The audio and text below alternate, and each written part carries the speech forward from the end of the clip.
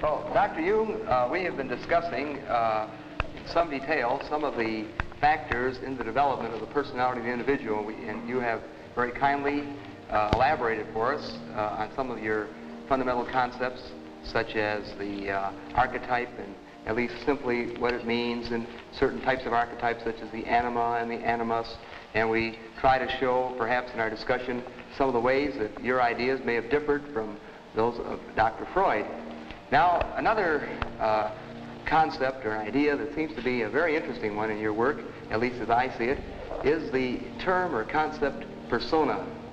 And of course, this seems to have a lot of relevance to the daily living of the individual. I wonder if you would mind telling us a little bit about how you construe this term persona. Well, this is a practical concept we need in elucidating people's relation. I noticed with my patients, particularly with people that are in public life, that they have a certain way of presenting themselves. For instance, take the doctor. He has a certain way. For instance, he has good bedside manners, and he behaves as one expects a doctor behaves. He may even identify himself with it and believe that he is what he appears to be. Yes. He must appear in a certain form, unless people don't believe that he is a doctor. And so when he's a professor, he's also supposed to behave in a certain way so that it is plausible that he is a professor, you know. So the persona is partially the result of the demands society has. And on the other side, it is a compromise with what one likes to be, or with what, or as one likes to appear. Say. Yes. Take, for instance, a parson. He also has his particular manner, and as corresponding to the general expectation, and he behaves also in another way, combined with his persona that is forced upon him by society in such a way that also his fiction of himself, his idea about himself, is more or less portrayed or represented. So the persona is a certain complicated system of behavior which is partially dictated by society and partially dictated by the expectations or the wishes one nurses oneself. Yes. Now, this is not the real personality, in spite of the fact that people will assure you that that is all quite real and quite honest, yet it is not. Yes. Now, such a performance, or say, yeah, the performance of the persona is quite all right, as long as you know that you are not identical with the way in which you appear. Yes.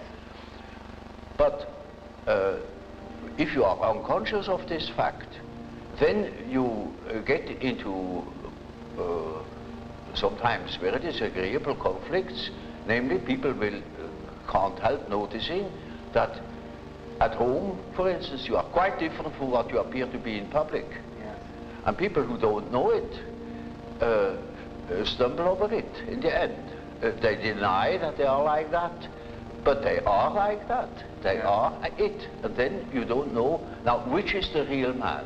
Yes, yes. Is he the man as he is at home or in intimate relations, or is he the man that appears in public? It is a question of Jekyll and Hyde. Yes. Often. Yes. It is such occasionally there is such a difference that you would almost be able to speak of the double personality. Yes. And the more that is pronounced, the more people are neurotic. Yes. They get neurotic because they have two different ways. They contradict themselves all the time, And in as much as they are unconscious of themselves, they don't know it. They think they're all one. Everybody sees that they are two. Yeah. And some know him only from one side, so others know him only from the other side. And then there are situations that clash, because the way you are creates certain situations with people in your relations, and these two situations don't chime in. They are just dissonances. Yes. Yes. And the more that is the case, the more the people are neurotic. Yes. Actually, would you say that the individual may even have more than two personas? In other words, could he possibly? Oh, rarely.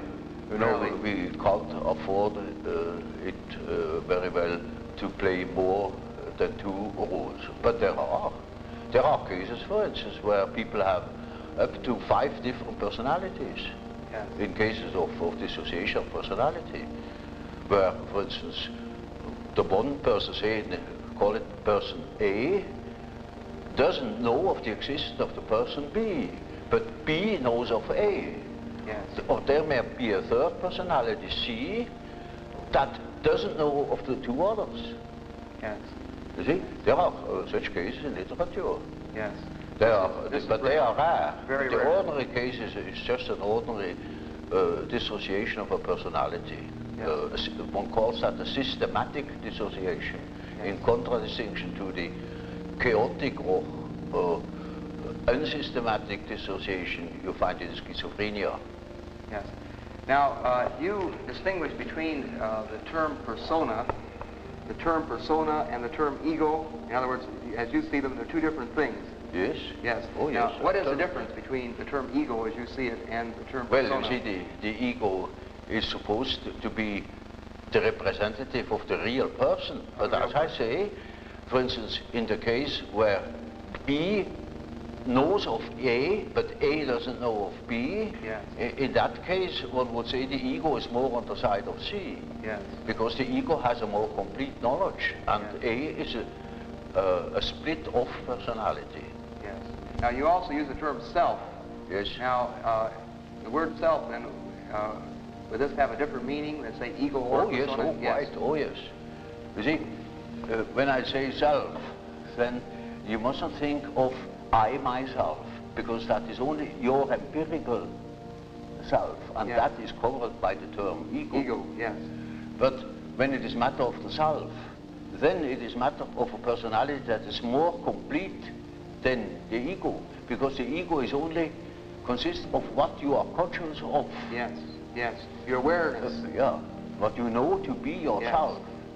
For instance, in our example, B that knows A, and A doesn't know B, B is relatively in the position of the self. Yes. Namely, the self is on the one side the ego, on the other side the unconscious personality, which everybody is in the possession of everybody, not in the possession. Very often it is just the other way around, that the unconscious is in possession of consciousness. Yes. Yes. But that is a different case. Now, you see, while I am talking, I am conscious of what I say, Yes. I am conscious of myself, yet only to a certain extent. Quite a lot of things happen. For instance, I make gestures. I'm not conscious of them. Yes. They happen unconsciously. You can see them. Yes. I may say or use words, and I can't remember at all having used those words, or even at the moment I'm not conscious of them. Yes. So any amount of unconscious things occur in my conscious condition. I'm never wholly conscious of myself. Yes. While I'm trying, for instance, to elaborate an argument, at the same time, there are unconscious processes that continue, perhaps a dream which I had last night. Yes. Or a part of myself thinks of God knows what. Yes. Or of a trip I'm going to take, or of such and such people I have seen, or when I am at writing a paper, I'm continuing writing that paper in my mind without knowing it. Yeah. You can discover these things, say, in dreams, or if you are clever in immediate observation of an individual, then you see in the gestures or in the expression in the face that there is what one calls une arrière-pensée, yes. something behind consciousness. Yes. So that you have finally the feeling, well, that man has something up his sleeve. Yes. And you can even ask him now, what are you really thinking of? You're thinking all the time something else, yet he's not conscious of it. Or he may be. There are, of course, great individual differences. There are individuals who have amazing knowledge of themselves, of the things that go on in themselves. But even those people wouldn't be capable of knowing what is going on in their unconscious. Yes. For instance, they are not conscious of the fact that while they live a conscious life, all the time a myth is played in the unconscious. A myth that extends over centuries. Yes. Namely, archetypal ideas, a stream of archetypal ideas that goes on through one individual, through the centuries. Yes. You see, it is like a continuous stream, and that comes then to the daylight in the great movements. Yes. Say in political movements or in spiritual movements. For instance, in the time before Reformation, people dreamt of the great change, and that's the reason why such great transformations could be predicted. Yes. If somebody has been clever enough to see what is going on in people's mind, in the unconscious mind, yes. Would be able to predict it. For instance, I have predicted the Nazi rising in Germany through the observation of my German patients. Yes. They had dreams in which the whole thing was anticipated. Yes. And with considerable detail. And I was already absolutely certain in the years before Hitler came, in the beginning of the, well, I could say in the year 1919, I was sure that something was threatening in Germany, something very big and very catastrophic. And I only knew it through the observation of the unconscious. You see, there is something very particular in the different nations. And this is a peculiar fact that the archetype of the anima plays a very great role in Western literature, French and Anglo-Saxon, yes. Not in Germany. Yes. There are exceedingly few examples in German literature where the anima plays a role. Yes. You know, that simply comes from the fact that not one woman is buried unless she is buried as Alt-Kaminfegersgattin, at least. Yes. Yes. She must have a title, otherwise she hasn't existed. That's right. That's right. And so you see, it is just as if, now mind you, this is a bit drastic, but it illustrates my point. In Germany, there are no women. There is Frau Doktor, Frau Professor, Frau Kommerzienrat, the grandmother, the mother-in-law, the grandfather, father, the son, the daughter, the sister. No. Yeah. Yes, I see. La femme. Ça n'existe pas. Doesn't exist. Well, it is the idea, yeah. you see. Now that is an enormous, enormously important fact, which shows that in the German mind there is going on a particular myth, something very particular. Yeah. And psychologists really should look out for these things. Yeah. But they prefer to think that I am a prophet. Yes. Now, just in the same context of journey, this is, of course, a very interesting and remarkable set of statements here. How would you look at Hitler in this light? Would you see him as a personification, a symbol of the Father? Oh, well, no. No. Not at all. I know. No, you see, I couldn't possibly explain that very complicated fact Hitler represents. It is too complicated, you know. He is a hero figure. Yes. And the hero figure is far more important than any fathers that have ever existed.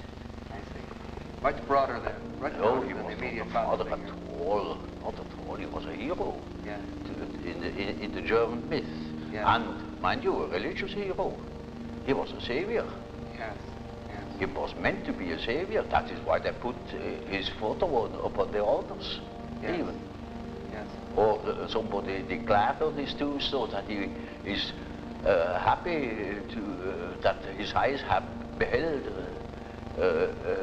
Hitler. Yeah. And now he can die in peace.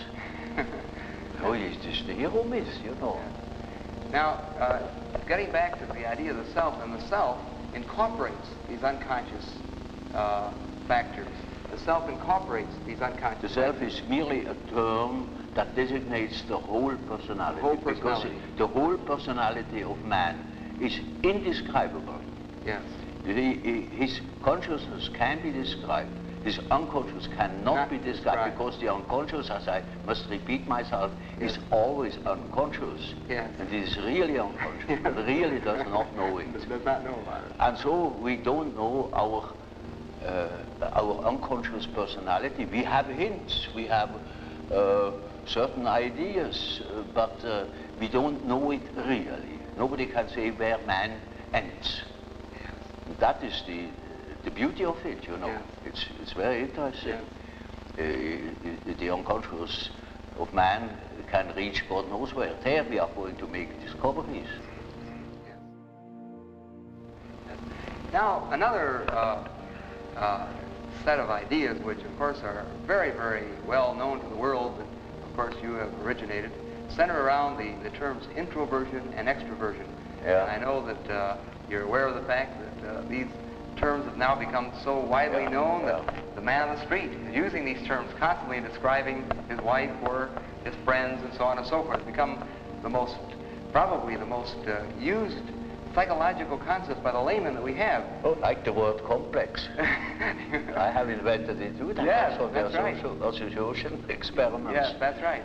Well, you see, this is simply practical, because there are certain people who definitely are more influenced by their surroundings than by their own intentions. While there are other people who are more influenced by the subjective factor. Now you see, the subjective factor, that's very characteristic, was understood by Freud as a sort of pathological autoerotism. Yes, yes. Now this is a mistake. You know, we have, the psyche has two conditions, two important conditions. The one is the environmental influence, Yes. and the other is the given fact of the psyche as it is born. The psyche is by no means tabula rasa. We are a definite mixture and combination of genes. Yes. And they are there from the very first moment of our life. And they give a definite character, even to the little child. And that is a subjective factor, looked at from the outside. Now, if you look at it from the inside, Yes. then it is just so as if you would observe the world. Yes. When you observe the world, you see people, you see houses, you see the sky, you see tangible objects. But when you observe yourself within, you see moving images, Yes. a world of images, Yes. generally known as fantasies. Fantasy. Yet these fantasies are facts. You see, it is a fact that a man has such and such a fantasy. And it is such a tangible fact, for instance, that when a man has a certain fantasy, another man may lose his life. Yes. Or a bridge is built. Yes. These houses were all fantasies. Yes. Everything you do here, all That's of the right. houses, everything was fantasy to begin with. And fantasy has a proper reality. That is not to be forgotten. Fantasy is not nothing. It is of course not a tangible object, but it is a fact nevertheless. It is, say, a form of energy. Yes. Despite the fact we can't measure it. Yes. It is a manifestation of something. Yes. And that is a reality. That is just a reality as, for instance, the peace treaty of Versailles or something like that. It is no more. You can't show it. Yes. But it has been a fact. Yes. Yes. And so the psychical events are facts, are realities. And when you observe the stream of images within, you observe an aspect of the world. Yes. Of the world within. Because the psyche, you know, if you understand it as a phenomenon that takes place in so-called living bodies, then it is a quality of matter. As our body consists of matter, we discovered that this matter has another aspect, namely a psychic aspect. Yes. Yes. And so it is simply the world from within, seen from within. Yes. It is just as if we were seeing into another aspect of matter. Yes. This is an idea that is not my invention. That the old Democritus already said, talked of the spiritus insertus atomis, Yes. namely the spirit that is inserted in atoms. Yes. Yes. That means psyche is a quality that appears in matter. Doesn't matter whether we understand it or not, Yes. but this is the conclusion we come to if we draw conclusions without prejudices. And so, you see, the man who is going by the external world, by the influences of the external world, say society or perceptions, sense perceptions, thinks that he is more valid, you know, because this is valid, this is real. And the man who goes by the subjective factor is not valid because subjective factor is nothing. Yeah. No, that man is just as well based, because he is bases himself upon the world from within. Yes. And so he is quite right, even if he says, oh, this is nothing but my fantasy, you know. Yes. And of course that is the introvert. And that's the introvert is always afraid of the external world. He will tell you, when you ask him, he will be apologetic about it. Yes. He will say, of course, yes, I know those are my fantasies. And he has always a resentment. And as the world in general, particularly America, is extroverted like hell, the introvert has no place. Yeah. Yeah. Because he doesn't know that he beholds the world from within. Yeah. And that gives him dignity, and that gives him certainty, because it is, nowadays particularly, the world hangs on a thin thread. Yeah. And that is the psyche of man. Assume that certain fellows in Moscow lose their nerve or their common sense for a bit, and the whole world is in fire and flames. Yeah. Yeah. It is, nowadays we are not threatened by elementary catastrophes. There is no such thing as an H-bomb. That is all man's doing. Yeah. We are the great danger. The psyche is the great danger. What if something goes wrong with the psyche? Yeah. Yeah. See? And so you see, it is demonstrated to us in our days what the power of the psyche is of man. How important it is to know something about it, but we know nothing about it. Nobody would give credit to the idea that the psychical processes of the ordinary man have any importance whatever. One thinks, oh, he has just what he has in his head, it is all from his surroundings, he's taught such and such a thing, believes such and such a thing. And particularly if he's well housed and well fed, then he has no idea that the world. And that's the great mistake. Because he is just that as which he is born, and he is not born as tabula rasa, but as a reality. Yes. Yes. Now, of course, one of the very common, I think, misconceptions of your work among some of the writers in America has been that they have sort of characterized your discussions of introversion and extroversion as suggesting that the world was made up of only two kinds of people, introverts on one hand and extroverts on the other. And I'm sure you've been aware of, in many of our people looking at things this way. And of course, would you like to comment about that? In other words, would you perceive the world being made up of only people or extreme introverts, people that are extreme extroverts? Well, Bismarck once said,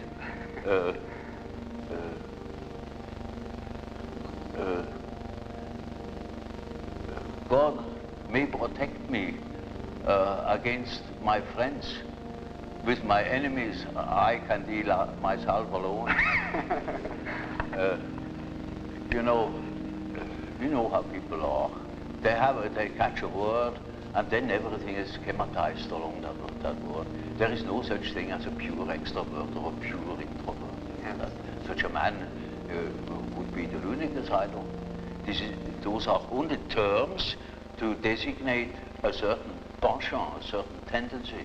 For instance, the tendency to be more influenced by environmental influences or more influenced by the subjective factor. That's all. Yes.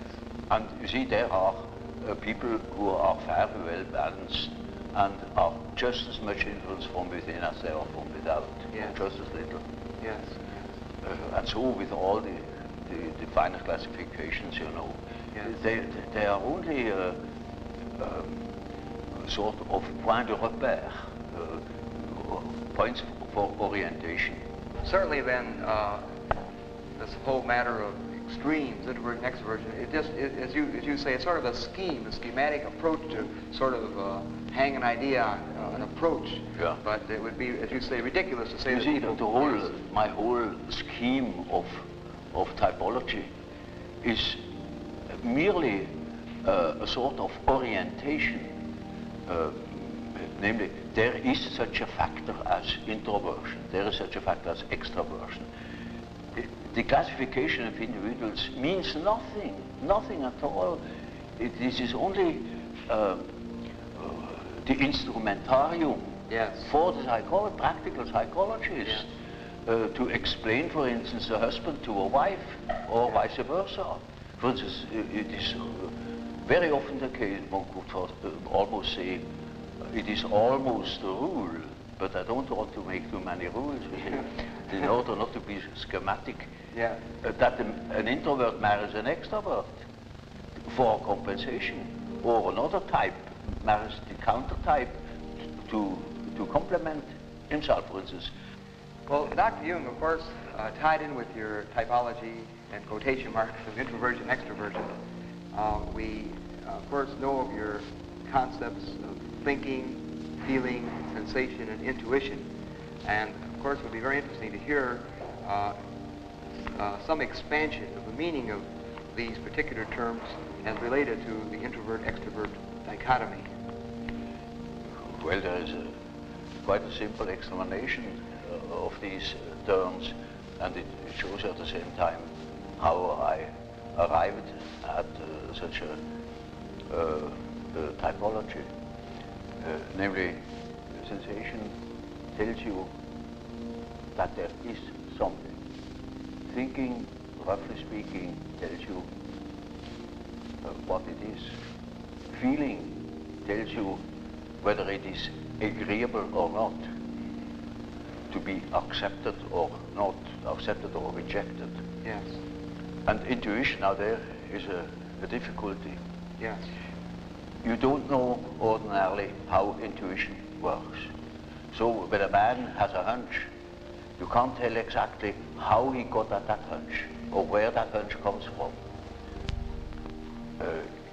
It is something funny about intuition. I will tell you a little story. I had two patients the man was a sensation type, and the woman was an intuitive type. Of course, they felt attraction. And so they took a little boat and went out to the Lake of Zurich. And there were those birds that dive after fish, you know. Yeah. And then after a certain time they come up again, and you can't tell where they come up. And so they began to bet who was the first to see the bird. Now, you would think that the one who observes reality very carefully, the sensation type, would of course win out. Yeah. Not at all. The woman won the bet completely. Yeah. She was beating him on all points. Yeah. Because by intuition she knew it before. I see. See? Now, how is that possible? Yeah. Well, sometimes, you know, you can really find out how it works by finding the intermediate links. You see, it is a perception by intermediate links, and you only get the result of that whole chain of associations. Yes. Sometimes you succeed in finding out, Yeah. but more often you don't. So my definition is, intuition is a perception by ways or means of the unconscious. Yes. That is as near as I can get. Now this is a very important function, because when you live under primitive conditions, a lot of unpredictable things are likely to happen. Yes. And there you need your intuition, because you cannot possibly tell by your perceptions, by your sense perceptions, what there is going to happen. For instance, you are traveling in primeval forest. You only see for a few steps ahead. You go by the compass, perhaps, and you don't know what there is ahead. It is uncharted country. If you use your intuition, then you have hunches. And when you live under such primitive conditions, you instantly are aware of hunches. For instance, there are places that are favorable, there are places that are not favorable. You can't tell for your life what it is. Yes. But you better follow these hunches. Yes. Because anything can happen. You see, quite unforeseen things. For instance, at the end of a long day, you approach a river, you don't know that there is a river. Yet, when you come to the river, that is quite unexpected. For miles there is no human habitation. You cannot swim across, it's all full of crocodiles. So what? You see? Now, such an obstacle hasn't been foreseen. But it may be that you have had a hunch, that you remained in the last likely spot, and that you wait for the following day, that you can build a raft or something of the sort, or look out for possibilities.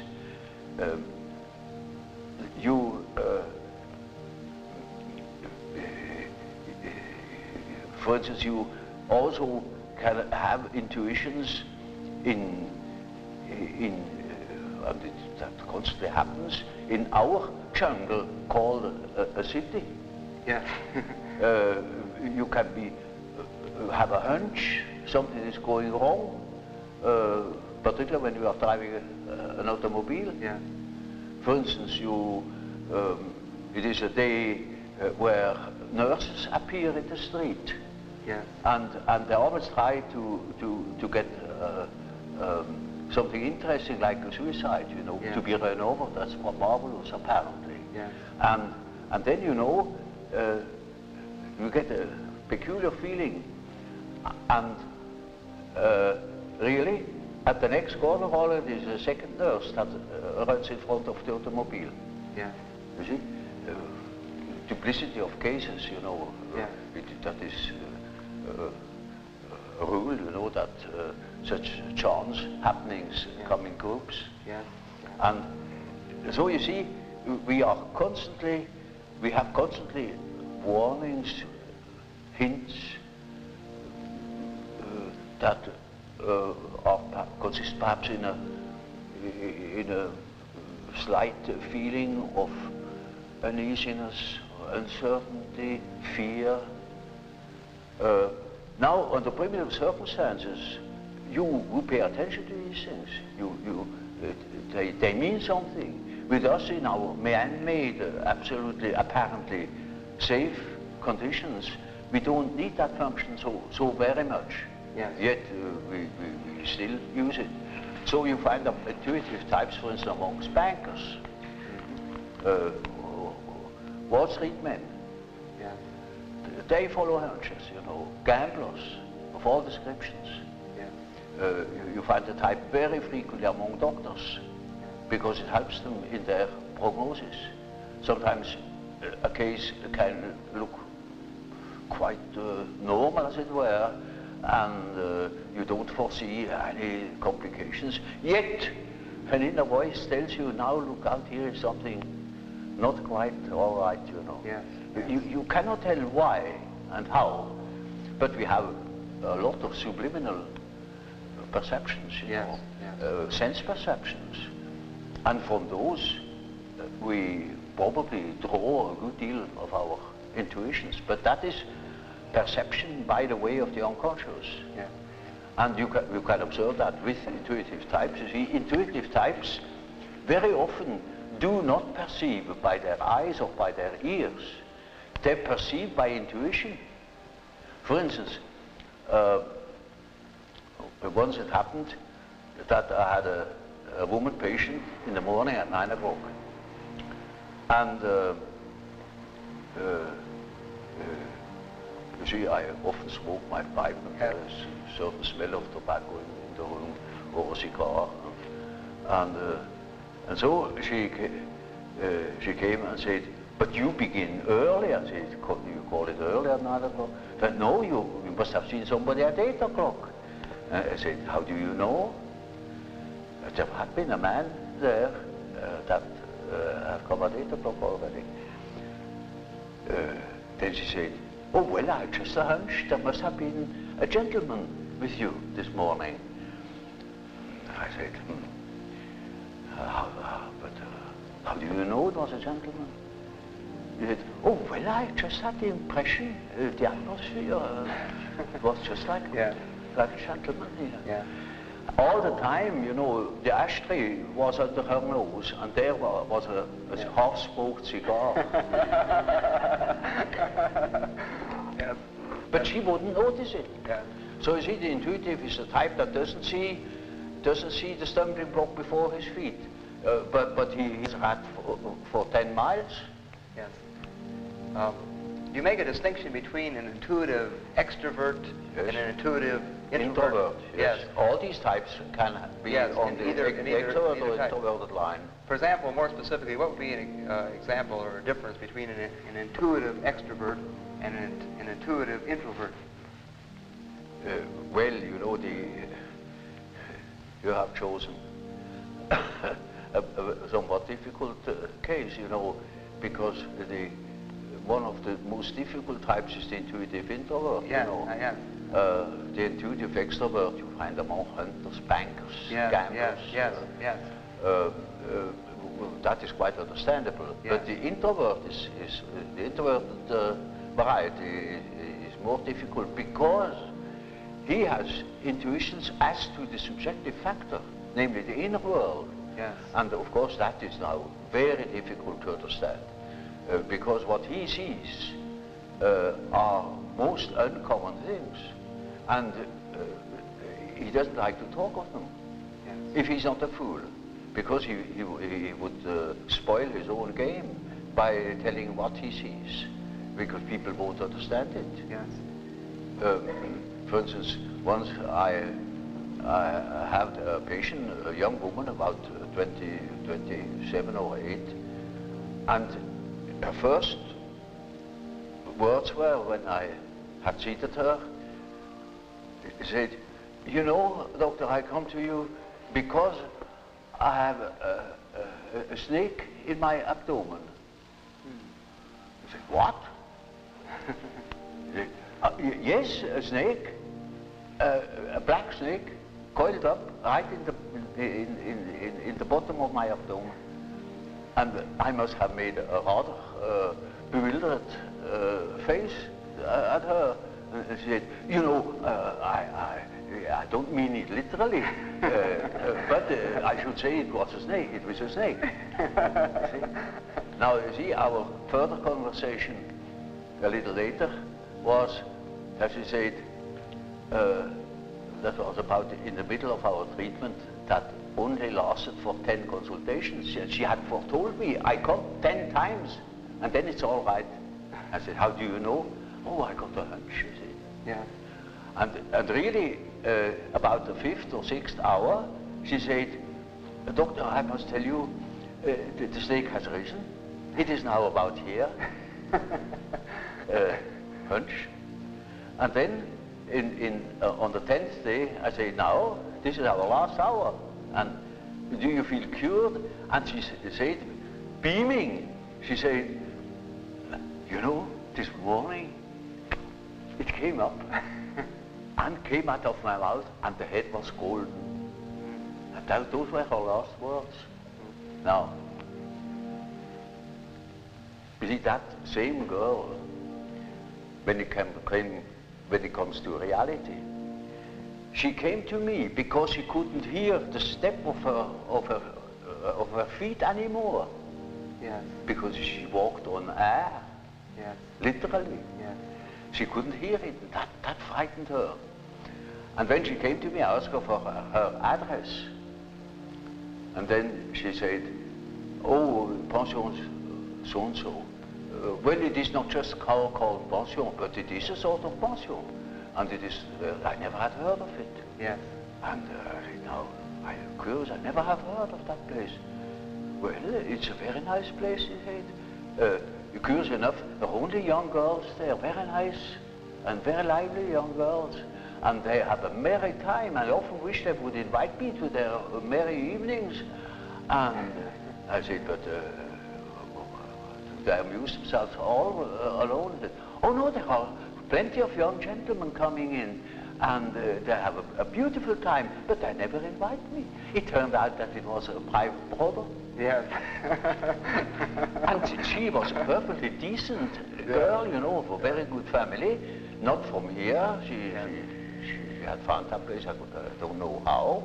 And she was utterly unaware that those were all prostitutes. I said, for heaven's sake, you fell into a very dark place. You hastened to get out of it. You see, that was her sensation. Yeah. You see, she didn't see reality. Yeah. But she had hunches like anything, and they came off. Yeah. Now, you see, such a person cannot possibly speak of her experiences. Yes. Because everybody would think she's absolutely crazy. Yeah. I myself was quite shocked when I thought, for heaven's sake, is that case a schizophrenia? Yes. Yes. Because you don't hear that kind of speech. Right. But she assumed that the old man, of course, knows everything, and he even doesn't understands such kind of language. Yeah. So you see, if when the intuitive,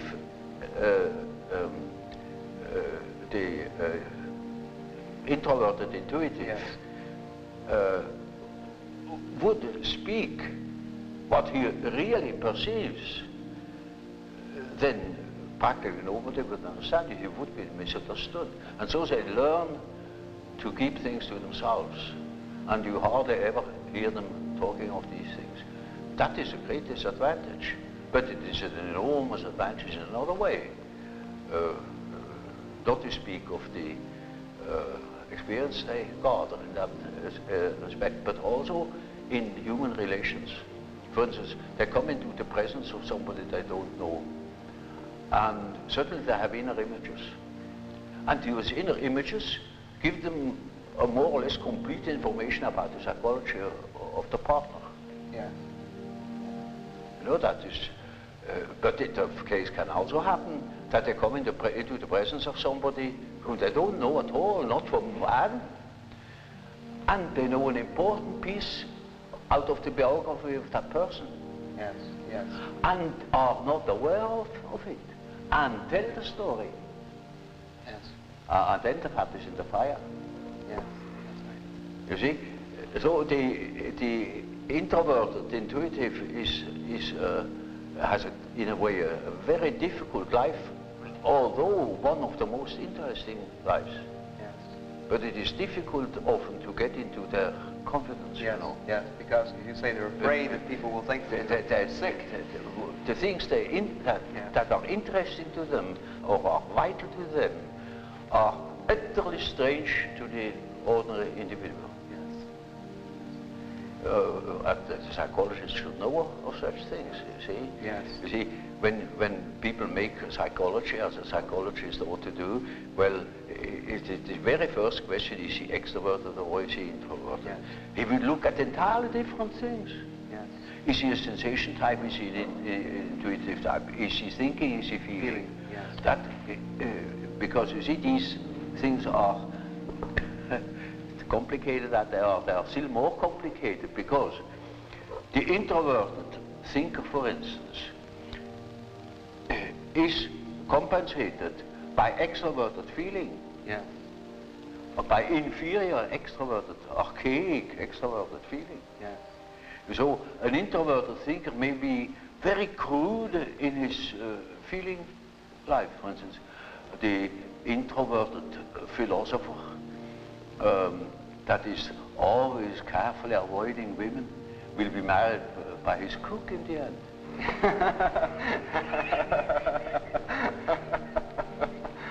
Yes.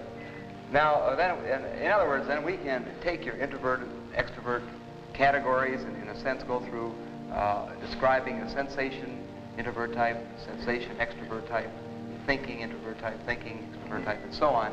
In each case, it stems from really not real categories, but simply, as you say, an approach, something to sort of help us study a model. Well, it is just a sort of a skeleton to which you have to add the flesh, or say it is a country mapped out, you know, by triangulation points, and that doesn't mean the country consists of triangulation points. Yeah. That is only in order to have an idea of the distances. Yes. And so it is a means to an end. It only makes sense, such a scheme, when you deal with practical cases. Of course, you're familiar with the work of Dr. J.B. Ryan at Duke University. Yes. And of course, some of his work in extrasensory perception and clairvoyance, as he calls it, mental telepathy, you know, and so on and so forth.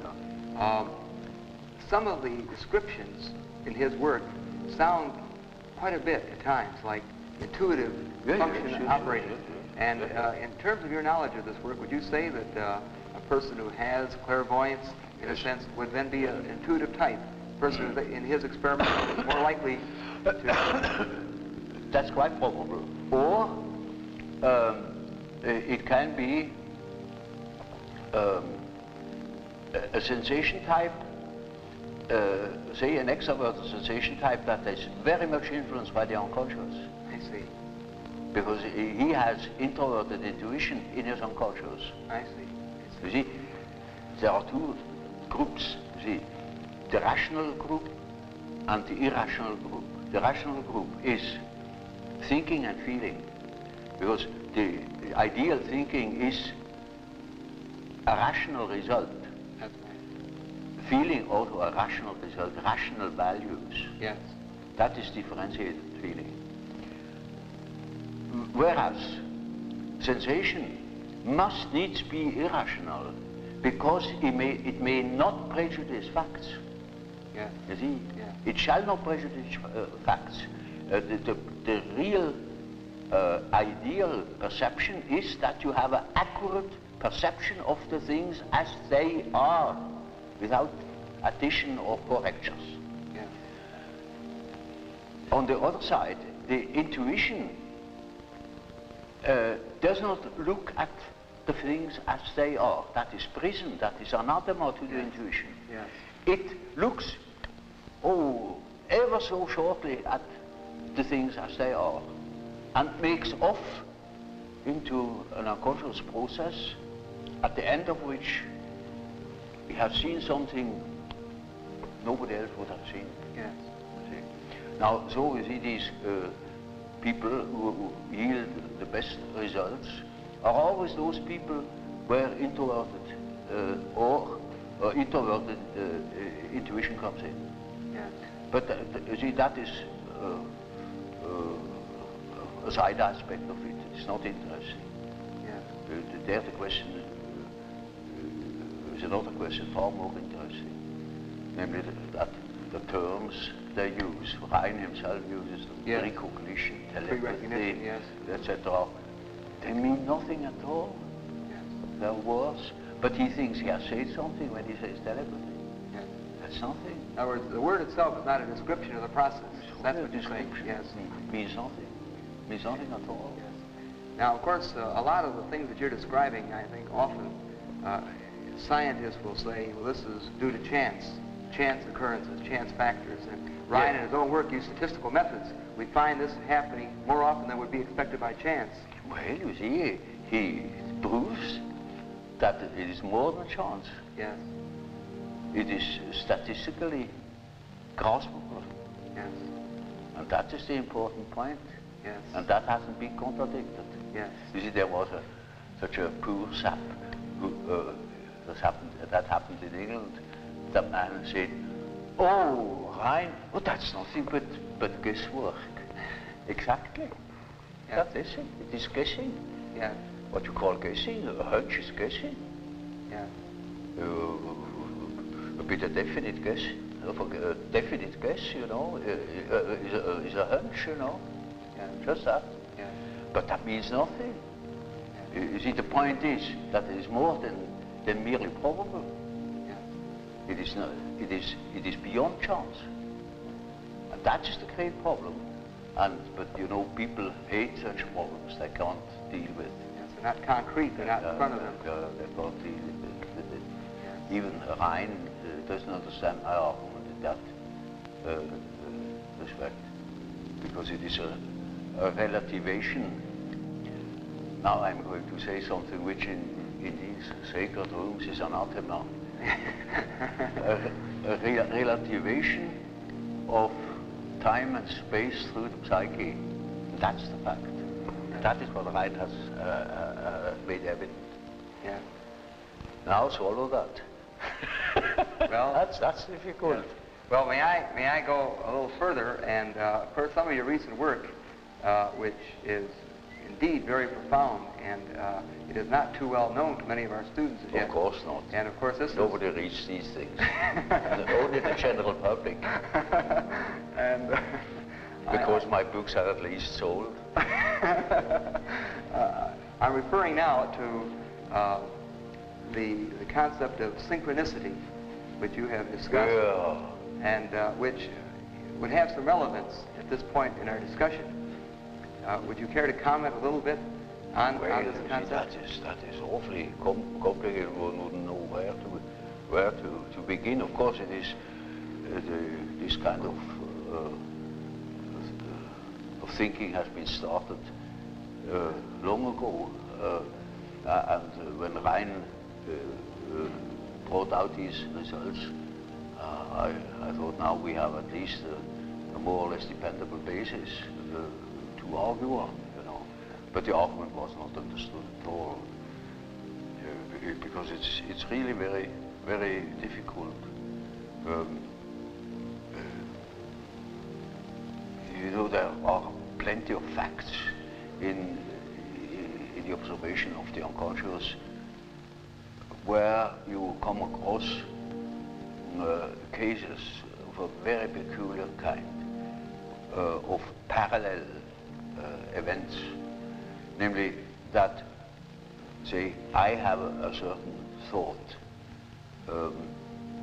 or a certain definite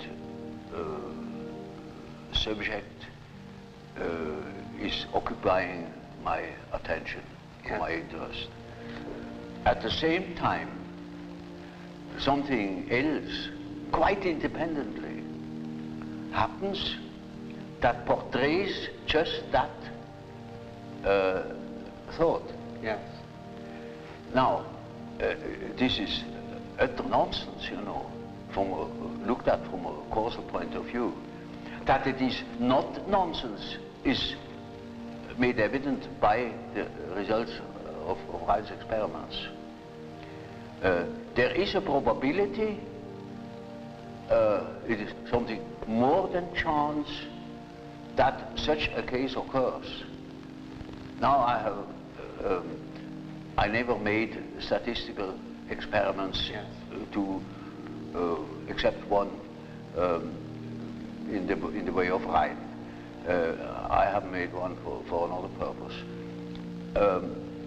But I have come across quite a number of cases where it was most astounding to find that two causal chains happened at the same time, but independent upon each other, so that you could say they have nothing to do with each other. Yeah.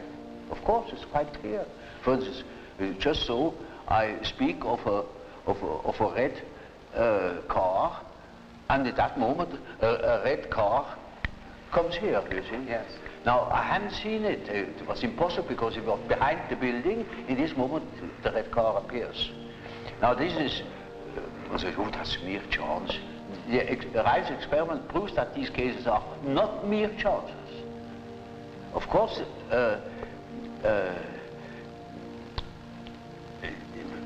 many of these things are occurrences where we cannot apply such an argument, otherwise we would be superstitious.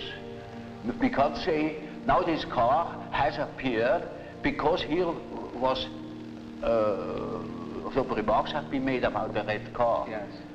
It's not cause and effect. Oh, this is a miracle that the red car appears. It is not, it is chance, just chance. But these chances happen more often than chance allows. Yes. And that shows that there is something behind it. Yes. So you see, Rein has a whole institute and with many co-workers. Yes. And has the means. We have no means here, you know, and I had no means to make such experiments, otherwise I probably would have done them. But this just was physically impossible. So I had to content myself with the observation of facts. I began an examination of the human attitudes, namely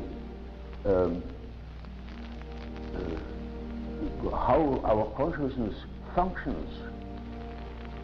I couldn't help seeing, for instance, the difference between Freud and Adler. Typical difference. The one assumes that things evolve along the line of the sex instinct. The other assumes that things evolve along the line of power drive. And there I was in between the two, with the justification of Freud's view. I could also see the same for Adler, and I knew that there are plenty of other ways in which things could be envisaged, and so I considered my scientific duty to examine first the condition of the human consciousness that is the originator of ways of envisaging. It is the factor that produces attitudes, conscious attitudes towards certain phenomena. So when you know, for instance, that there are people who see the difference between red and green, you can take it for a fact that everybody sees that difference. Not at all. There are cases of Daltonism. And so on, you know. The one sees this, the other sees that, and I tried to find out what the principal differences were. And that is the book about the types. And so first is introverted and extroverted attitude, then the functional aspects, namely which of the four functions is predominant. Now mind you, these four functions were not a scheme I had invented and applied to psychology. On the contrary, I took quite a long time to discover that there is another type, but this thinking type. This, I thought my type is of course, that is human. It is not. There are other people who decide the same problems I had to decide in an entirely different way. They look at things in an entirely different way. They have entirely different values. They are, for instance, feeling types. And so, after a while, I discovered that there are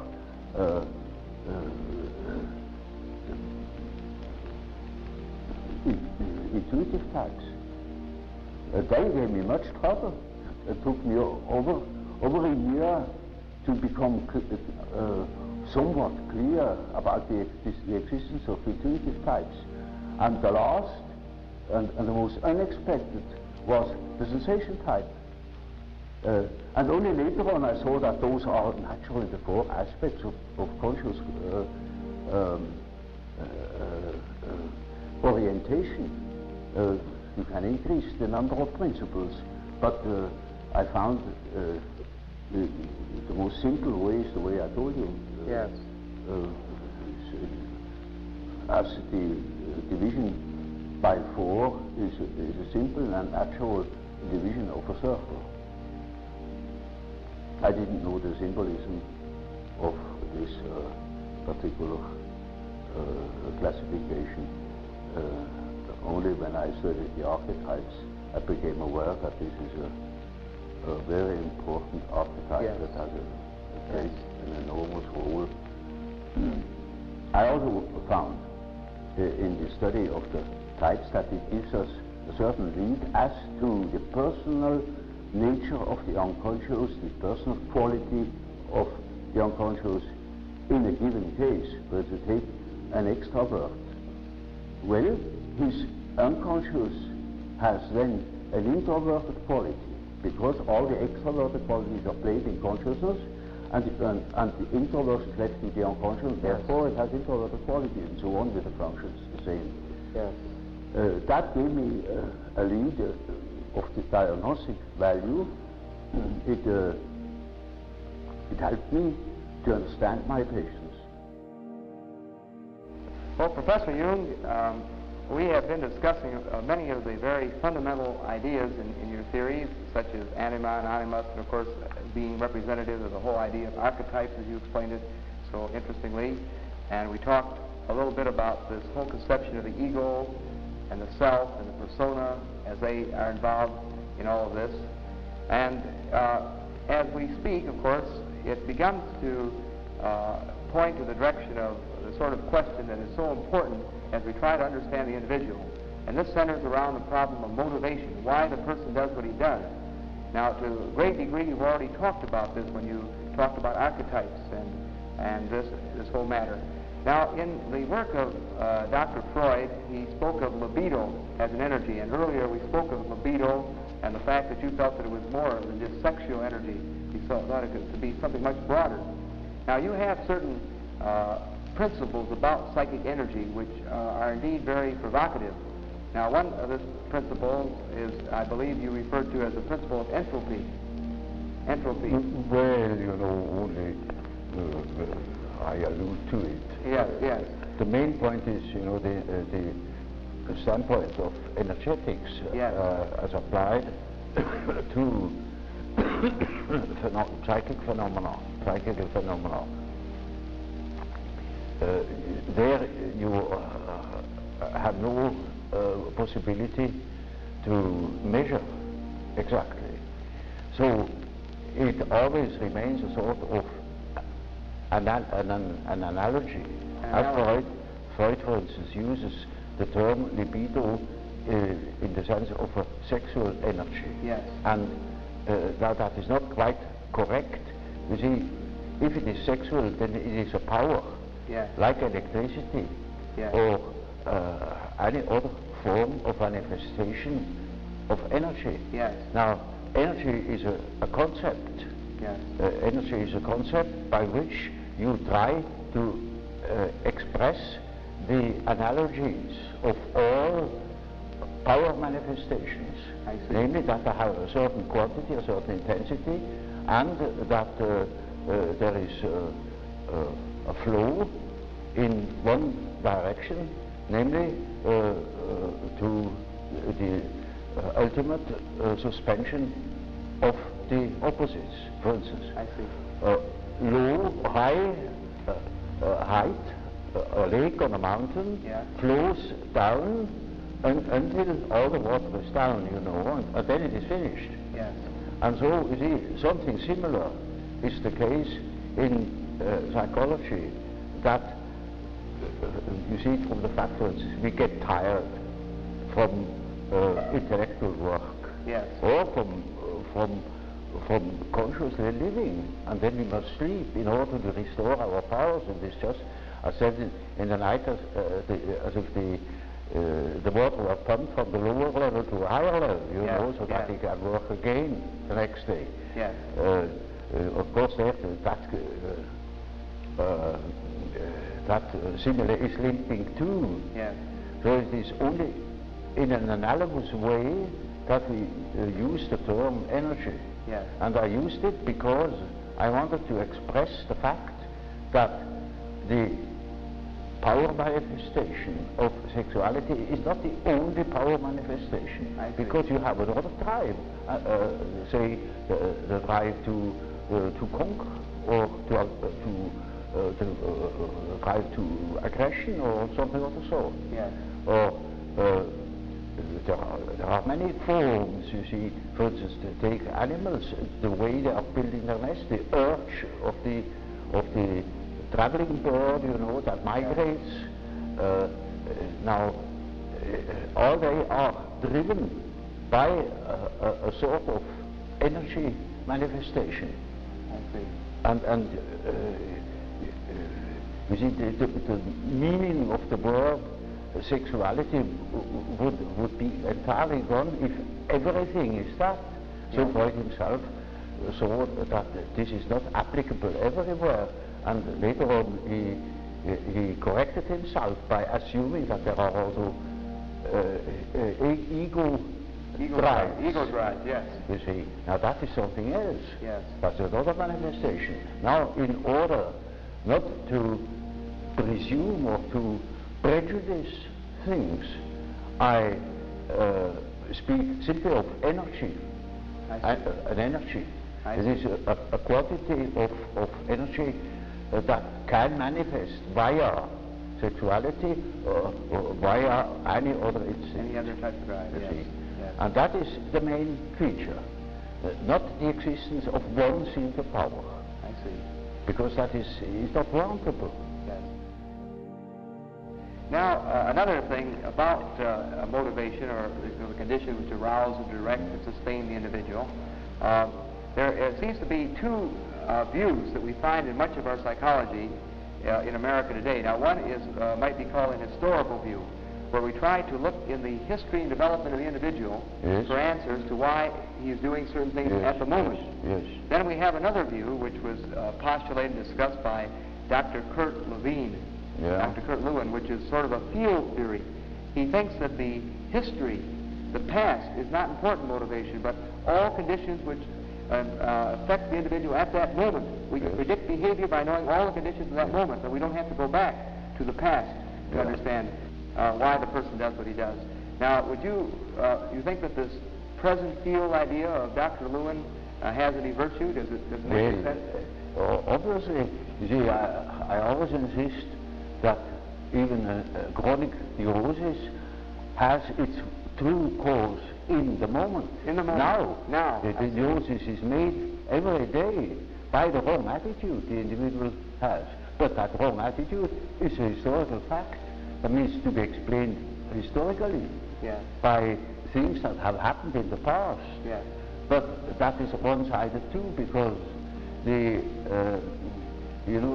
all psychological facts are oriented not only to a cause, but also to a certain goal. Goal, yes. You see, they are in a way teleological. Yes. Namely, they serve a certain purpose. Yes. And so, a wrong attitude can have originated in a certain way long ago, Yes. but it wouldn't exist today anymore if there were not immediate causes and immediate purposes that keep it alive today. Yes.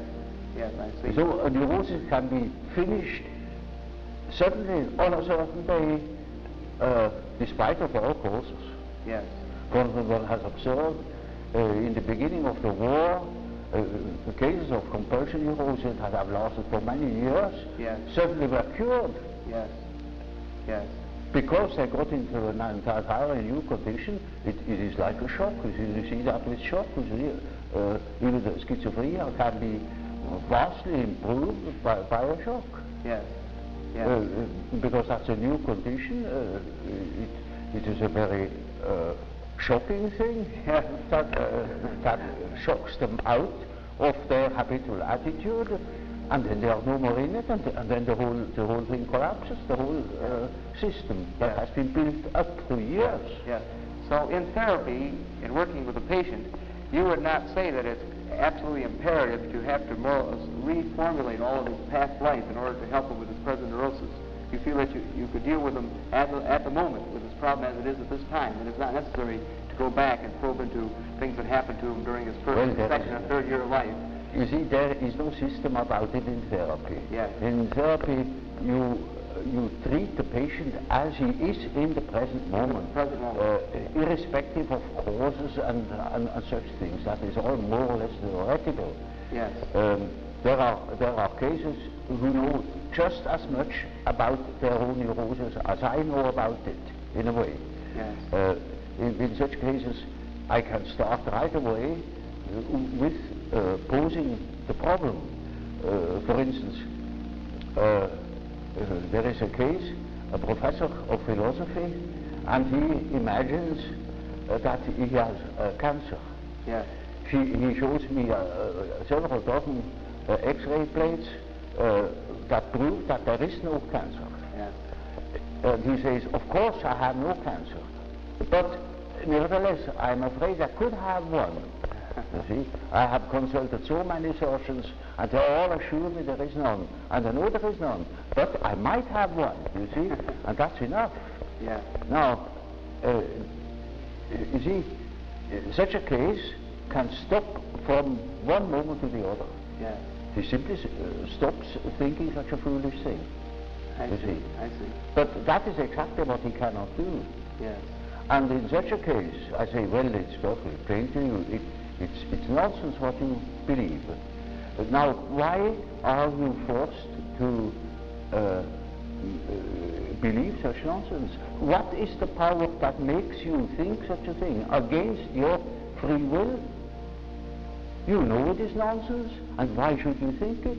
Or what for should you think it? Yeah. Yeah. Well, and what is that power that makes you think such a thing? It's like a possession, you know. Yes. Exactly. It's Yes. like a demon Yes. in him Yes. that makes him think like that, Yes. in spite of the fact that he doesn't want it. Yes.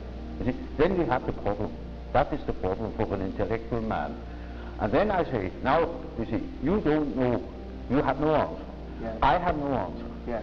Now what are we going to do? Yes. I say, now we must see what you dream. Because the dream is a manifestation of the unconscious side. Now he never has heard of the unconscious side. So I must explain to him that he has an unconscious, and that the dream is a manifestation of it, and if we succeed in analyzing the dream, we might get an idea about that power that makes him think like that. I see. You see? In such a case, one can begin right away with the analysis of dreams. Yeah. And in all cases that are a bit serious, mind you, this is not a simple case, this is a very serious and difficult case, in spite of the simplicity of the phenomenology, of the symptomatology. Yes. In all cases, after the preliminaries, as it were, history of the family, the medical anamnesis, etc., we come to that question. What is it in your unconscious that makes you wrong? Yes. That hinders you to think normally? Yes. And then we are there where we can begin with the observation of the unconscious. And then, day by day, one goes on by the data the unconscious produces.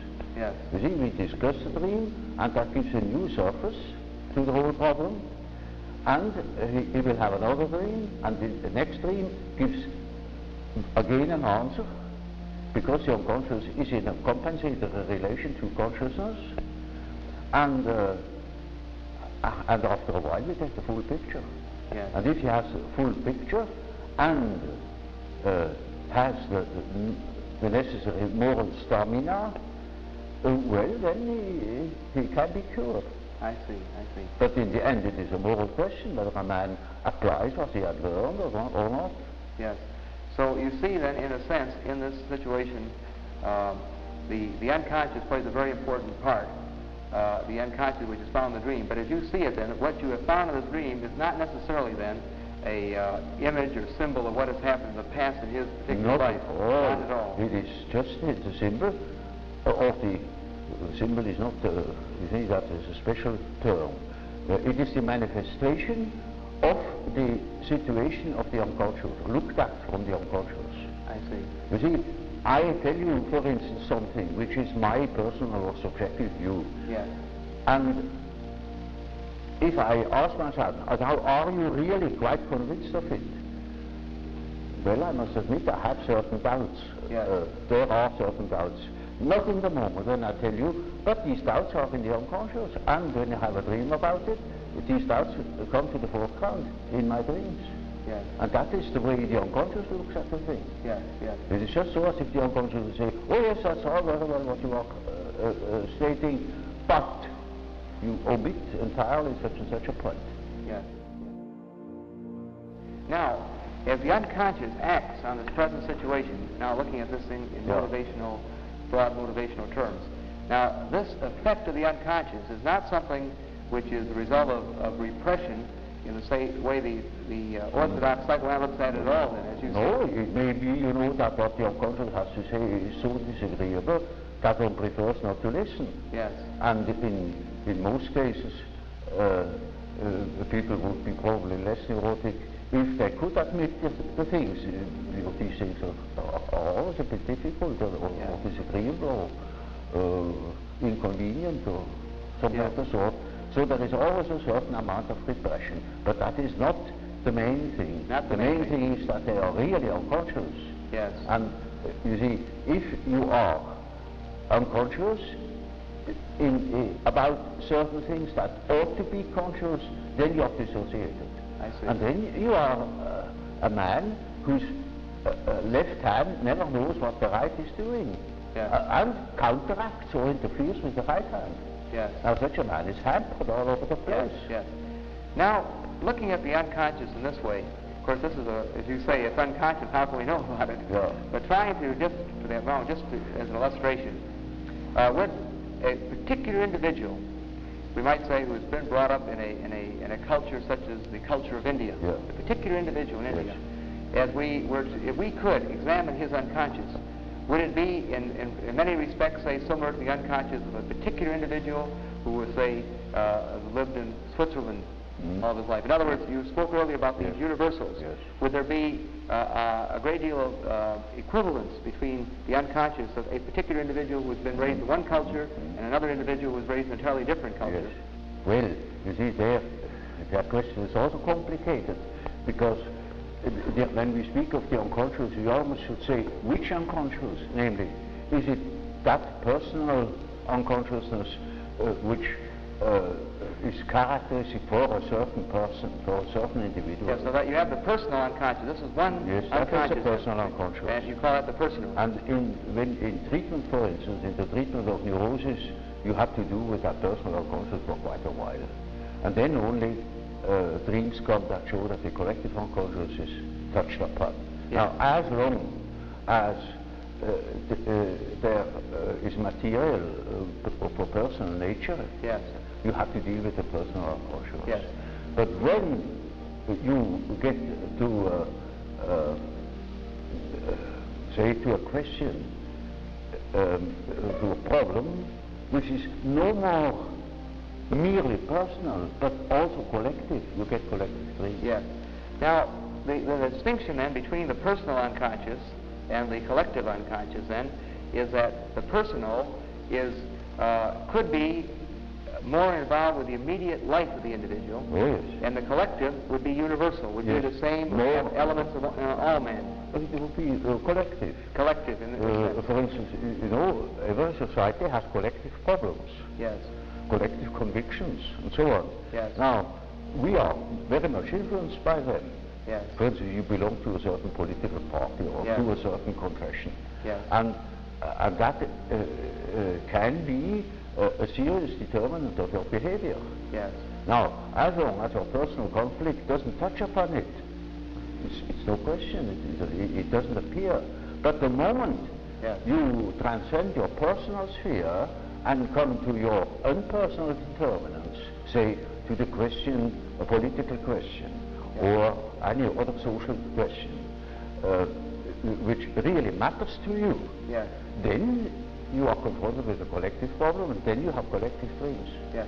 I wonder if it would be too presumptuous of me to ask if you could, for the moment, think of an actual case of perhaps a patient or a friend in which you might show us rather specifically how the personal and the collective unconscious were acting in, say, his neurosis or perhaps in a problem that he may have Well, had at the you moment. see, there is an enormous amount of personal dreams, for instance, and I couldn't possibly tell you just a moment Yes. before. Hunches, Yes.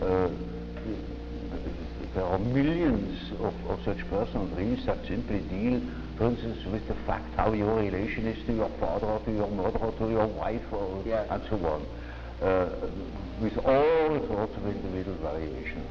Yes. Now, but suppose a patient comes to that level, or that his conflict begins to become really very serious, so that his mind might suffer. Yes. Then he can have a collective dream, Yes.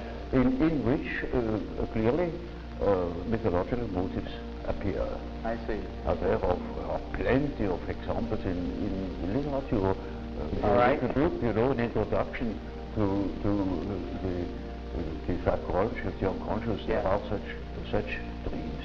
Yes. And that can be, I remember, for instance, a case, there was a very learned man and very rational, Yes. and he had, of course, a lot of personal problems, and but they got so bad that he got into very disagreeable relations to his whole surroundings. Yes. He was, for instance, a member of a society, and he got into a war with the people of that society, you know. Yes. And it was very quite shocking. Yes. Now, he started with collective dreams. Yes. Suddenly he dreamt of things he had never thought of in his life before. Yes. Mythological motives, and he thought he was crazy, Yes. because he couldn't understand it at all. It was just as if the whole world was transformed. Now that is what you see in cases of schizophrenia. Yes. In that case, it was not a case of schizophrenia. As examples, you can take any of these collective dreams I published. Yes. There are plenty. For the moment, I cannot remember a suitable example. You know, to make it clear I should tell a long story. All right. And then you see where it applies, otherwise it makes no sense, and then something short. Well, I told you that case of that intuitive girl. Yes, yes. Who suddenly came out with the statement that she has a black snake in Yes, the brain. yes, yes. Well, now, that is a collective symbol. Yes. That yes. is not an individual fantasy. That Yes. is a collective fantasy. A collective, yes, That I is see. that is well known in India. Yes. For instance, she has nothing to do with India, but we have it too. It was generally human. Yes. But it's entirely unknown. So that I, even in the first moment, thought perhaps she's crazy. Yes. But she was only highly intuitive. Yes. It is in India known. It is the basis of a whole philosophical system of Tantrism. Yes. This is Kundalini. The Kundalini serpent. I see. You see, and that is something known to some few specialists. Yes. Generally, it's not known that we have a certain in the abdomen. Yes. Yes. But that is a collective, you see, Yes, that is a yes, collective yes. dream Yes. or a collective fantasy. Yes. Now, in day-to-day living, the individual, is it possible that things that trouble him and cause tension that he represses? Now, these things that he represses will become part of the personal unconscious. Yes, yes, part of the personal unconscious. Yes, you see, Yes. he doesn't repress consciously always. Yes. These things disappear Yes. simply. They disappear, and Freud explains that by an act of repression. Yes. But you can prove that these things never have been conscious before. Yes. Yes. They simply don't appear. I see. And you don't know why they don't appear. Of course, après le coup, you can say, when it comes up, you can say, that is why they didn't appear, because they were disagreeable or incompatible with his conscious views, with his conscious attitude. I see. But that is afterwards. You couldn't predict it. Yes. Yes. Yes. So you see, these things that have an emotional tone, Yes. they are partially autonomous, Yes. so that they can appear, or the contrary, they do not appear. Yes. They can disappear at wish, not of the subject, but of their own. Yes. Or you also can repress them. Yes. But it is so the same with projections. For instance, people say one makes projections. Yes. It's nonsense. One doesn't make them. One finds them. Yes. That are already there, because the unconscious is here not conscious, but there it is conscious. Yes. In my brother. Yes. I see the beam of my eye as a splinter in my brother's eye. I see. You see? I see. I see. And that is right there because I am unconscious of the beam in my eye. I see. I see. You see, the projections are not made. And so these disappearances or these so-called repressions are just like projections. They, instead of being projected into somebody or into something outside, they are introjected. They are in the unconscious.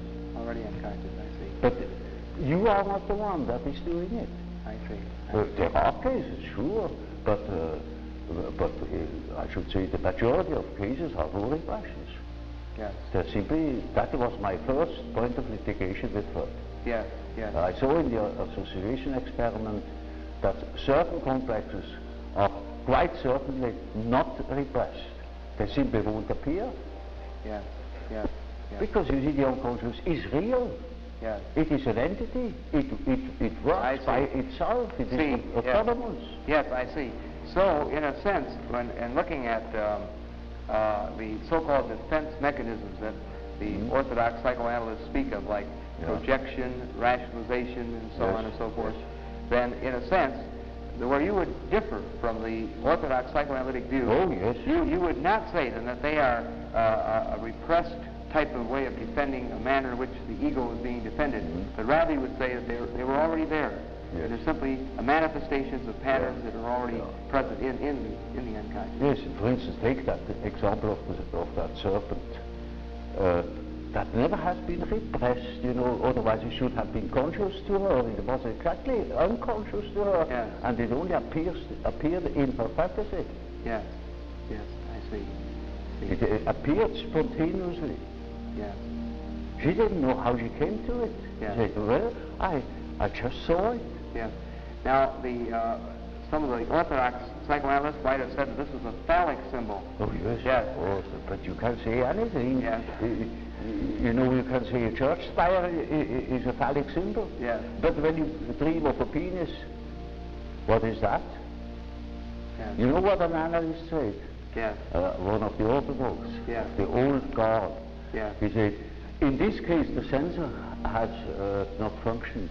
Yes. Yes. Now, you call that a scientific explanation. Well, Professor Jung, in our several interesting discussions so far, a great deal of our talk has been some of the very fundamental aspects of your theories, your writing, and of course, purpose and getting some of your reactions to these fundamental ideas, so that our students, many of whom have not had an opportunity to study a great deal of your work, might sort of be introduced to some of your ideas from you personally, which of course is probably the best way they possibly could be. Now, first, as one looks over your work, one is impressed with a much broader scope, of course, and just the beginning fundamental outline of a theory of personality. Well, of course, when you study human psychology, you can't help noticing that man's psychology doesn't only consist of the ramifications of instinct in his behavior. Instincts are not the only determinants. There are many others, and the study of man from his biological aspect only is by far insufficient to understand human psychology. It is absolutely necessary that you study man also in his social and general environments. Yes. And so you have to consider, for instance, the fact that there are different kinds of society, different kinds of nations, different traditions, and to that purpose it is absolutely necessary that one treats the problem of the human psyche from many standpoints, and each is a most considerable task, naturally. Thus, when I,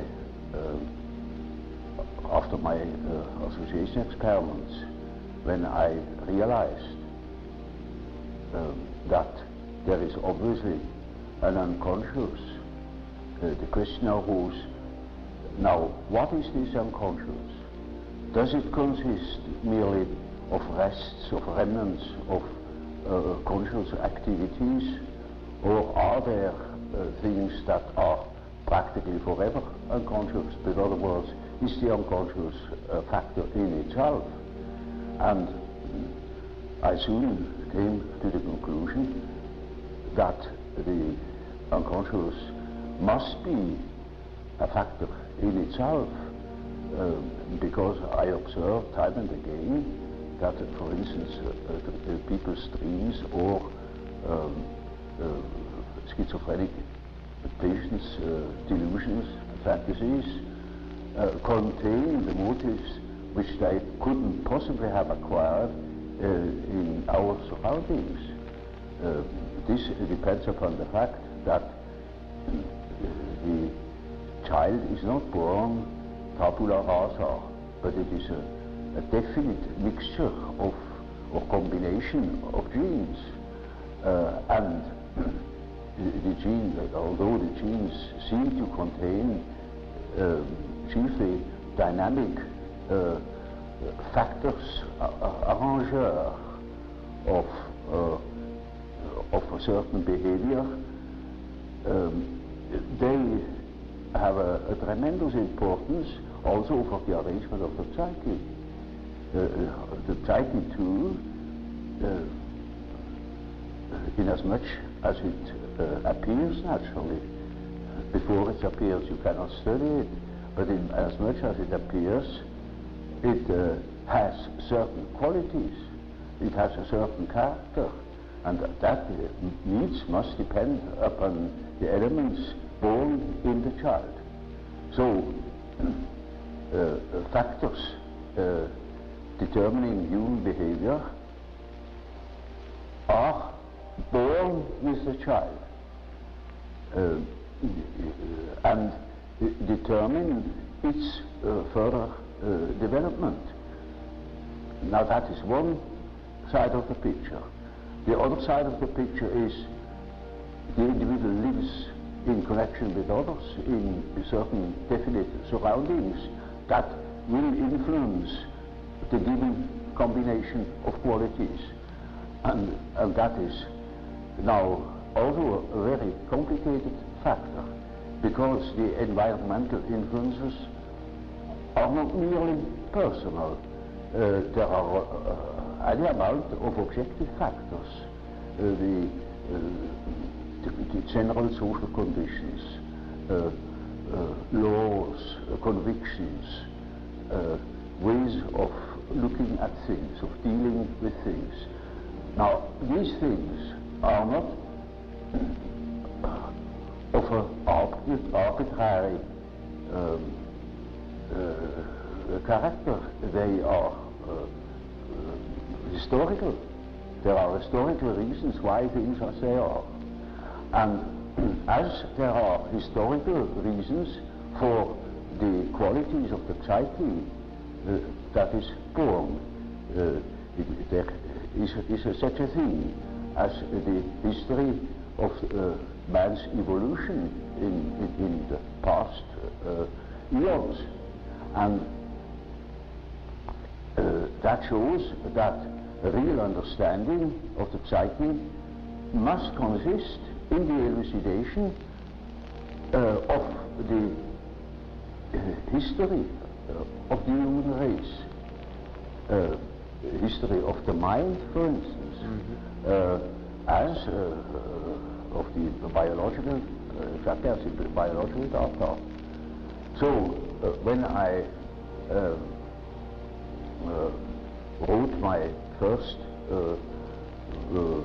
book concerning the psychology of the unconscious, I already had formed a certain idea of the nature of the unconscious.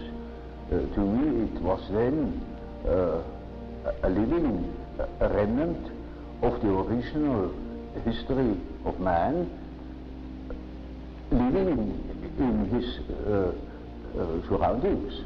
A very complicated picture. Of course, you brought up many very interesting and provocative ideas here, as you have, of course, in your many thousands of pages of writing and written work. And, of course, running through all your work, there are many of these ideas, and the personal unconscious, the race unconscious, the self, the ego, the persona, the energy principles, such as we mentioned entropy and equivalence and so on, in a sense, the first and second law of thermodynamics, I believe that you suggest or allude to. And now, in trying to look at the whole person, of course, one is struck that you are trying hard to look at the whole person, that you don't want to look at these little parts of this person, but feel there's sort of a total future realization of the whole that may be very important. That you talk, for example, about a process of individuation, how this whole person emerges, if I'm not mistaken. Would you like to comment a little bit upon this process of individuation, this process, how all these factors move toward a whole, a totality? Well, you know, that's something quite simple. Take an acorn, yes, put it into the ground, it grows, and it becomes an oak. Yes. You see, that is man. Yes. Man develops from an egg. Yes. And develops into the whole man. Yes. And that is the law that is in him.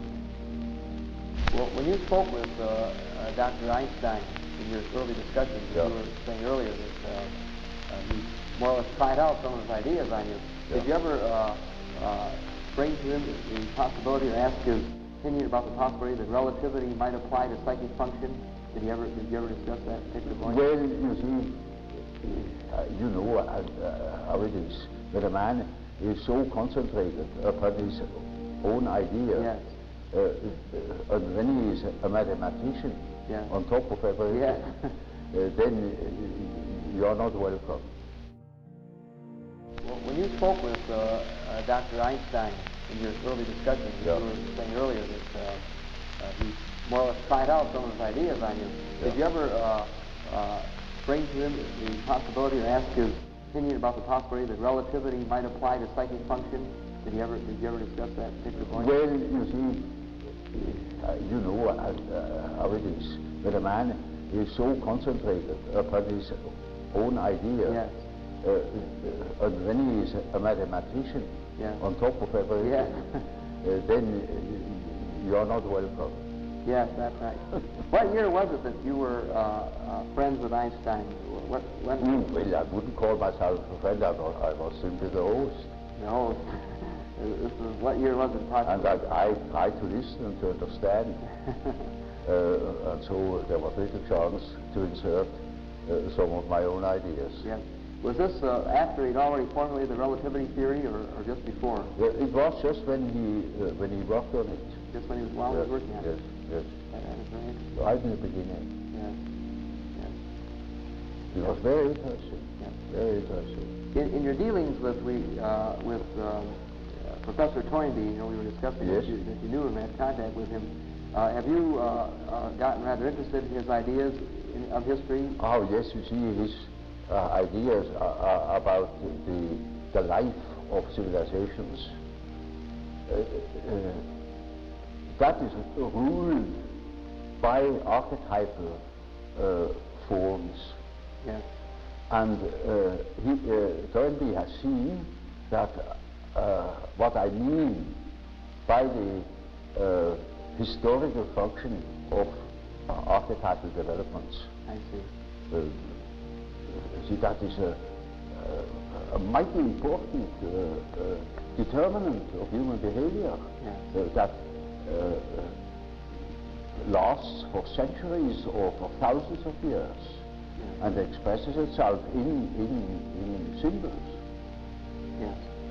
Yes. Sometimes symbols you would think nothing of it. For instance, you know that the Russia, the Soviet republics, have that symbol of the red star. Yes. Now, it's a five-ray red star. Yes. America has the five-ray white star. Yes. They are enemies Yes. and can't come together. Now, in the Middle Ages, for about at least 2,000 years, the red and the white is the couple. I see. That is ultimately destined to marry each other. Yes. Yes. I see. I see. It's very, very interesting. You see? Very interesting. Yes. And so America is a sort of matriarchy in as much as most of the money is in the hands of women. Yeah. Right. And Russia is the land of the little father. Yes. You see, that's a patriarchy. Yes. Very, very interesting. And so it is father and mother, you know. The white woman, in the Middle Ages they call it the white woman, the Femina Candida, and the Servus Rubeus, the red slave. I see. Yes. Yes. Now, So it was going to happen. the two lovers that quarrel with each other. Yeah. I was about to ask you a little bit about what seems to be a very fundamental part of your writing and your ideas, and it's encased in the term Mandala. Yeah. Now this seems to be sort of an ultimate realization, a direction, and I would certainly be most interested in hearing your observations on this idea. Well, Mandala is just one typical archetypal form. Yes. It is what they call in alchemy the quadratura circuli, yes. the square in the circle, yes. or the circle in the square. Yes. And it is an age-old symbol. Yes. That goes right back into the prehistory of man, yes. and is all over the earth. Yes. And it either expresses the deity or the self. Yes. And these two terms are psychologically very much related. Yes. Which doesn't mean that I believe that God is a self or that the self is God. I see. I make that statement that yes. there is a psychological relation. Yes. And that can be, have plenty of evidence for it. Yes. And it is a very important archetype. It's the archetype of an inner order. I see. And it is always used in that sense, either to make the arrangement of the many, many aspects of the universe, a world scheme, or a scheme of our psyche. Yeah. And it expresses the fact that there is a center and a periphery. Yeah. And it tries to embrace the whole. It's a symbol of wholeness. Wholeness. So you see, in a moment where, say, during a treatment, when there is great disorder and chaos in a man's mind, yes. Then this symbol can appear as in the form of a mandala in a dream, or when he makes imaginary fantastical drawings or yes. something of the sort. There it spontaneously appears as a compensatory archetype, bringing order, showing the possibility of order. So it's sort of direction, a goal. Centeredness. Yes. Centeredness. Centeredness, yes. And it means a center which is not coincident with the ego, but with the wholeness. It is wholeness. It is our wholeness, which I call the self. Yes. This is the term for wholeness. Yes. And I'm not whole in my ego.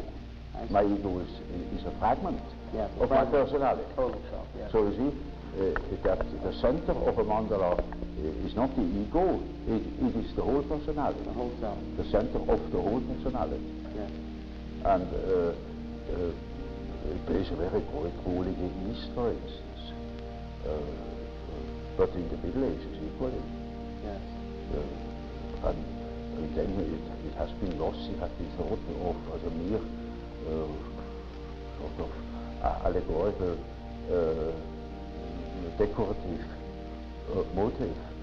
But as a matter of fact, it is highly important and highly autonomous symbol that appears in dreams and so on, or in folklore. Yes.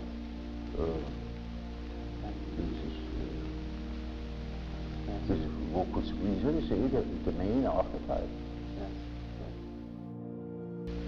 Now, in speaking of this totality, which you say is sort of unified in the self, and of course, as you suggested here, that the mandala is this very important archetype symbolizing this balance, I believe, as you yes. alluded to here. Yes.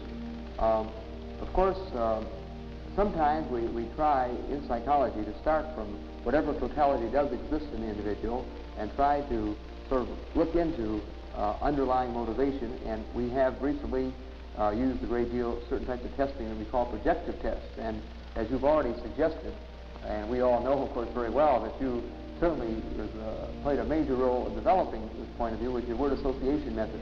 Mm-hmm. And of course, to a great degree, another very interesting development, of course, about 1922, Hermann Rorschach developed his ink blot or Rorschach test. Now, first of all, to even talk a little bit more about word association, we talked a little bit about it already. We've heard your comments on it. Would you like to, if we could here perhaps get into it in a little bit more detail? Now, first of all, what are the ingredients of the word association test? What what is involved in the use of it? You mean the practical? Yes, the practical use of it. Yes. Oh well, you see, in the beginning, when I was a young man, of course, I was completely disoriented with patients. I didn't know where to begin or what to say. Yes, yes. And the association at Jung has given me the chance to offer access to their unconscious. Yes. I learned about the things that did not tell me. Yes, yes. And I got a deep insight into the things they did not know.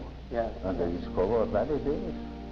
Now, would you say that from responses, and as you say, complexes, or sort of emotional blocks? Yes, that was the main thing. Of course, this word complex, I know, is yes, a word that you originated. It's used very widely now. You know, the gefühlsbetonte complex, that is was my term. Yes, yes.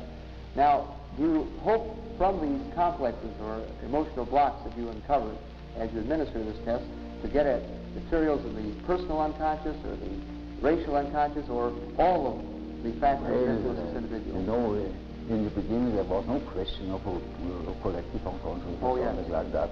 It is chiefly the ordinary personal complex. Yes, I see. You weren't expecting to get into such depth. Among hundreds of complex associations, there might appear an archetypal element, but that wouldn't show particularly. Yes, yes. Now, that is not important. You know, it is like a Rorschach, a superficial orientation. Yes, yes. You knew Herman Rorschach, I believe, did you not? No, he has circumvented me as much as possible. Yes. But did you get to know him personally? No, you did not. I never saw him. Yes. No. In his introtensive and extrasensitive ideas, of course, he's talking a great deal about your introversion and extroversion ideas and his own interpretation. I was anathema because I had first said it, you see, and that is unforgivable. So you really didn't have any personal contact with Rorschach? No personal relation at all. No, I see. Are you familiar with his test? Have you seen his test, the Rorschach test? Yes, I know it. Yes.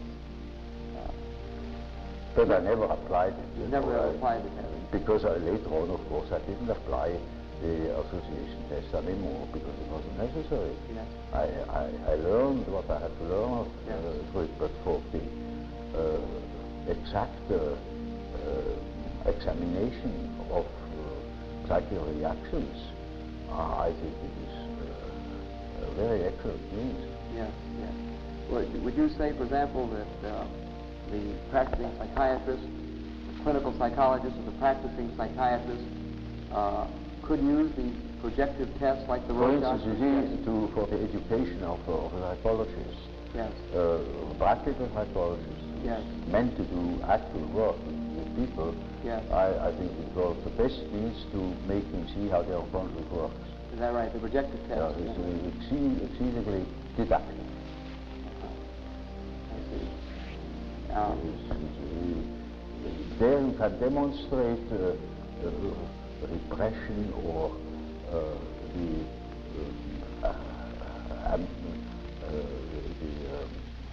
amnestic phenomena, the way in which people cover their emotions and so on. Yes, yes. It is like an ordinary conversation,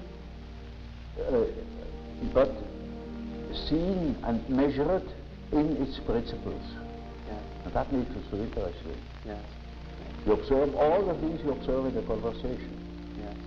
For instance, you ask people something, you discuss certain things, and you observe little hesitations, mistakes in speech, certain gestures. All that comes to the foreground and measurable, you know, in the experiment.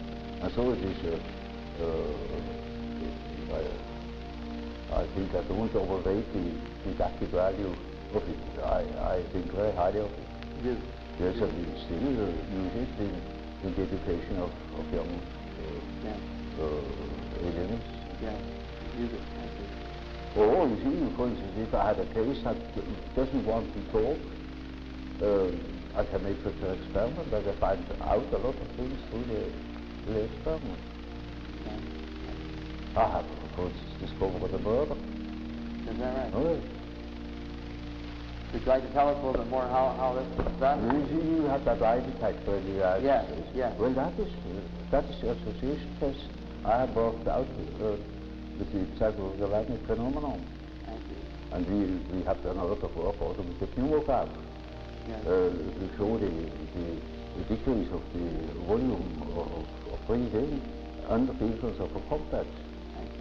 That is one of the reasons of a tuberculosis that arises from such a condition. People have a very shallow breathing, don't ventilate the apices of the lungs anymore, yes. and get a tuberculosis. Half of the tuberculosis cases are psychic. Yes. Yes.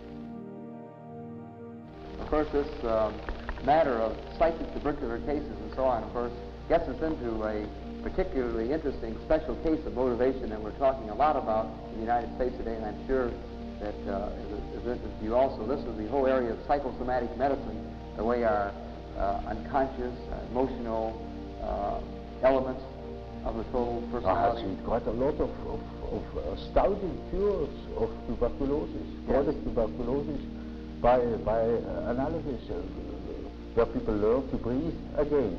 But it wouldn't have helped them if they had learned to breathe normally. That wouldn't have helped. But understanding what the complexes was, that has helped them. Yes. Well, when did you first become interested in the psychic factors of tuberculosis? Was it many years ago? When did you first become interested in the psychic factors of tuberculosis? I was an alienist to begin with. I was always interested. Yes, oh, you were. Always interested, naturally. Yes, yes. Now, of course... presumably because I understood so little of it. Yes. Or I noticed that I understood so little. Yes. Now, the point that this leads to very logically is the point I started making a moment ago. I'm sorry to interrupt you. But you see, this is very much the heart of a lot of our thinking today, the area that we call psychosomatic medicine. Yes, yes. Where we are now, right now, becoming more and more interested in the very thing you're saying, how these emotional, how these unconscious, how these personality factors can actually have an effect on the body. Mm-hmm. And of course, the classic examples in the United States in the past have been, for example, the peptic ulcer, where they believe this is the case of where these emotional factors have actually created pathology in the body. Yes. And of course, we've extended these ideas into many other areas. We, for example, feel that where there already is pathology, that these emotional factors can intensify it. Mm-hmm. Not only can it create it, but it can intensify existing pathology. Or sometimes there may be actually symptoms of pathology without these patterns. Now, for example, many of our physicians, or as you say, alienists in America, say that 60 or 70% of their patients are not individuals who have anything that really physically is wrong with them, but they have disorders that are of psychosomatic origin. Yeah, that's well known. Well, yes. Known since more than 50 years. Yes. But the question is how to cure them. Now, what is in speaking of these psychosomatic disturbances, and as you say, tuberculosis would be one example, and we are now, of course, very interested in further research in this matter in the United States, and for that matter, in other parts of the world. Do you have any ideas as to why the patient selects this type of symptom for a problem? Why does he show his problem? He doesn't select them. He doesn't select them. them. To him. They happen to him. Mm-hmm. Now, you could ask us as well, when you are eaten by a crocodile, how you happen to select that crocodile. Yeah. Now, it hasn't selected you. Yes. Now, of course, we mean this in a sense that unconsciously, why is selected? No, not even unconsciously. Not even consciously. Not even unconsciously. Yes. In other words, you don't believe that there's any way of tracing in the personality of the individual a reason why he must. You see, that is an extraordinary exaggeration of the importance of the subject. I see. As if he were choosing such things. Even unconsciously. They get him. Yes.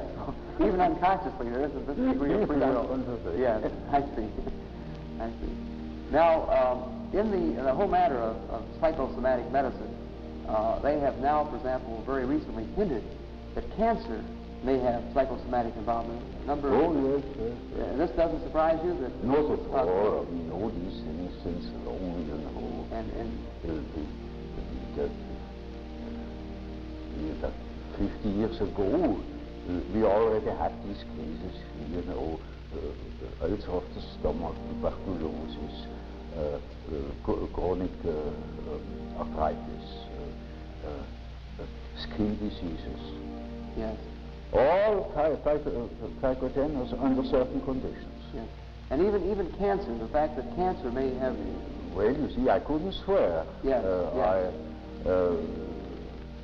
But I have seen cases where I thought now I should wonder whether there was not a psychogenic reason for that particular ailment. It came too conveniently. Too conveniently. Yeah. And some of the studies that, for example, in the United States show that, for example, Jewish women practically never get cancer in the vaginal regions. Yes. We're more often to get cancer, say, in the breast regions. Yes. As one example. Yes. And many things can be found out about cancer, I'm sure. You see, to us it was always a question how to treat these things, and anything is possible. Every disease has a psychological accompaniment. Yeah. And it all depends, perhaps life depends upon it, whether you treat such a patient psychologically in the proper way or not. Yeah. That can help tremendously. Yeah. Even if you cannot prove in the least that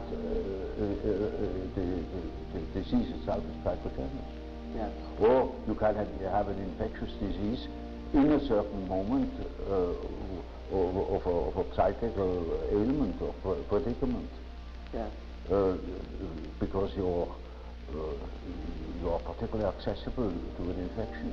Yeah. Because angina is such a typical psychological disease. Yeah. Yeah. Yet it is not psychological in its physical causation. Yeah. Yeah. It's just an infection. Yeah.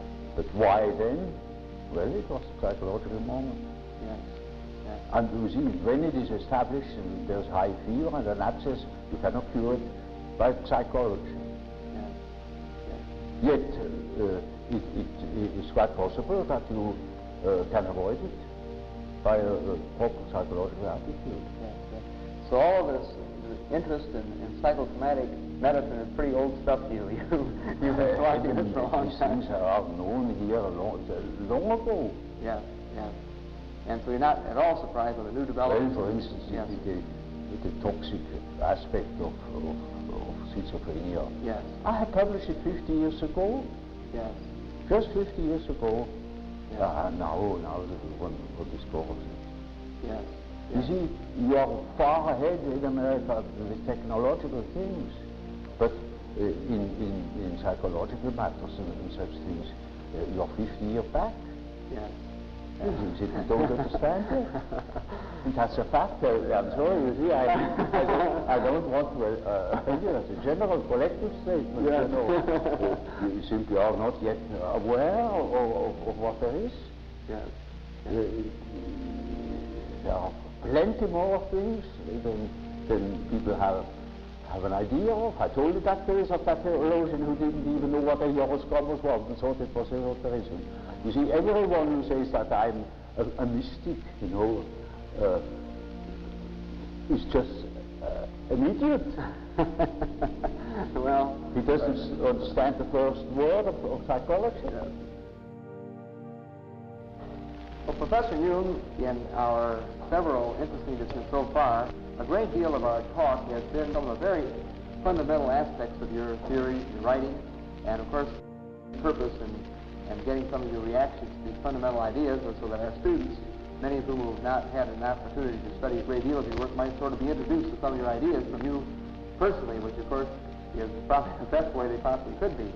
Now, first, as one looks over your work, one is impressed with a much broader scope, of course, and just the beginning fundamental outline of a theory of personality. Well, of course, when you study human psychology, you can't help noticing that man's psychology doesn't only consist of the ramifications of instinct in his behavior. These instincts are not the only determinants. There are many others, and the study of man from his biological aspect only is by far insufficient to understand human psychology. It is absolutely necessary that you study man also in his social and general environments. Yes. And so you have to consider, for instance, the fact that there are different kinds of society, different kinds of nations, different traditions, and to that purpose it is absolutely necessary that one treats the problem of the human psyche from many standpoints, and each is a most considerable task, naturally. Thus, when I, after my association experiments, when I realized that there is obviously an unconscious, the question arose, now what is this unconscious? Does it consist merely of rests, of remnants, of conscious activities, or are there things that are practically forever unconscious? In other words, is the unconscious a factor in itself? And I soon came to the conclusion that the unconscious must be a factor in itself, because I observed time and again that, for instance, people's dreams or schizophrenic patients' delusions, fantasies, contain the motives which they couldn't possibly have acquired in our surroundings. This depends upon the fact that the child is not born tabula rasa, but it is a definite mixture of or combination of genes, and the gene, although the genes seem to contain chiefly dynamic factors, arrangeurs of a certain behavior, they have a tremendous importance also for the arrangement of the psyche. The psyche too, inasmuch as it appears naturally. Before it appears you cannot study it, but as much as it appears, it has certain qualities, it has a certain character, and that must depend upon the elements born in the child. So factors determining human behavior are born with the child and determine its further development. Now that is one side of the picture. The other side of the picture is the individual lives in connection with others in certain definite surroundings that will influence the given combination of qualities, and that is now also a very complicated factor, because the environmental influences are not merely personal. There are any amount of objective factors, the general social conditions, laws, convictions, ways of looking at things, of dealing with things. Now, these things are not of an arbitrary character. They are historical. There are historical reasons why things are as they are. And as there are historical reasons for the qualities of the psyche that is born, there is such a thing as the history of man's evolution in the past eons. And that shows that a real understanding of the psyche must consist in the elucidation of the history of the human race, history of the mind, for instance, as of the biological, exactly as the biological data. So when I wrote my first book concerning the psychology of the unconscious, I already had formed a certain idea of the nature of the unconscious. To me, it was then a living remnant of the original history of man, living in his surroundings. A very complicated picture. And my material then, my empirical material, was formed chiefly by lunatics, by cases of schizophrenia. And there I had observed that there are, chiefly in the beginning of a disease, invasions of fantasies into conscious life, fantasies of an entirely unexpected sort, most bewildering to the patient. He gets quite confused by these ideas, and he gets into a sort of panic because he never before has thought such things, that they are quite strange to him and equally strange to his physician. You see, the alien is equally dumbfounded by the peculiar character of those fantasies. And therefore one says that man is crazy, crazy to think such things. Nobody thinks such things. And the patient agrees in a way with him. If he would at least agree, or he doesn't even agree. And all the more he gets into a panic. So, as an alienist, I thought it to be really the task for psychiatry to elucidate that thing that broke into consciousness, these voices, these delusions, and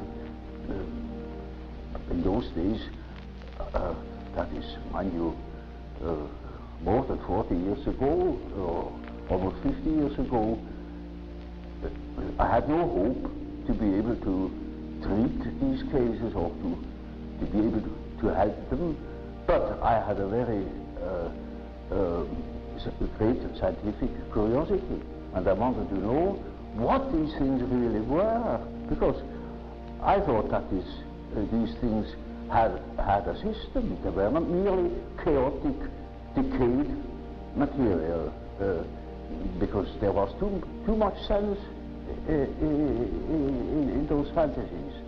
So what I did then was I studied cases of psychogenic diseases like hysteria, hystericism, somnambulism, and such things, where the content that came from the unconscious were in a readable condition, in an understandable condition.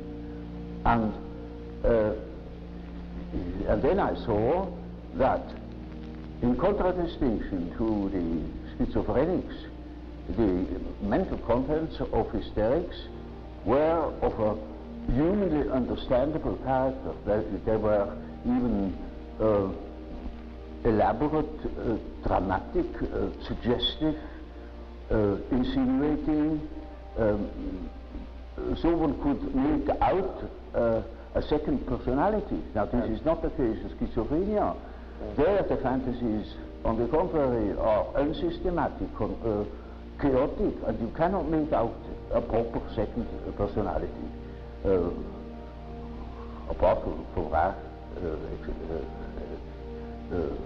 cases of a complicated nature. Now, I knew of psychopathic cases, just in the balance between schizophrenia and hysteria, where ideas came up, delusions that were not exactly hysterical, because they were singularly difficult to understand. It was sort of strange eruptions, and I thought that these cases could give me a better understanding. So I took the opportunity when Professor Furwa, the old professor of psychology and philosophy at the University of Geneva, when he published a case of an American girl who had bestowed upon him a series of half-poetic and romantic fantasies. He published that material without commenting on them. He gave it as an example of creative imagination. Now, when I read those fantasies, I saw this is exactly the material, and I was always a bit afraid when that people, when I tell of my personal experiences with patients, that they would say, oh, this is so merely suggestion, you know. Yes. I took that case because I surely had no hand in it. It was old Professor Furwa, an authority. He was a friend of William James. I knew him personally, a very fine old man, and he certainly wouldn't be accused of having influenced the patient. Yes. And that is the reason why I analyzed these fantasies, and that that case became the object of a whole book called The Psychology of the Unconscious. It is called now Symbolisms of Transformation. Yes. And I have revised it after 40 years. It needed it, because it was in the first attempt. Yes. And there I tried to show that there is a sort of unconscious, I then simply called it the unconscious, that clearly produces things which are historical and not personal. Yes. It was mythological material of the nature of which wasn't understood, neither by Professor Furwa nor by the patient. And there I tried for the first time to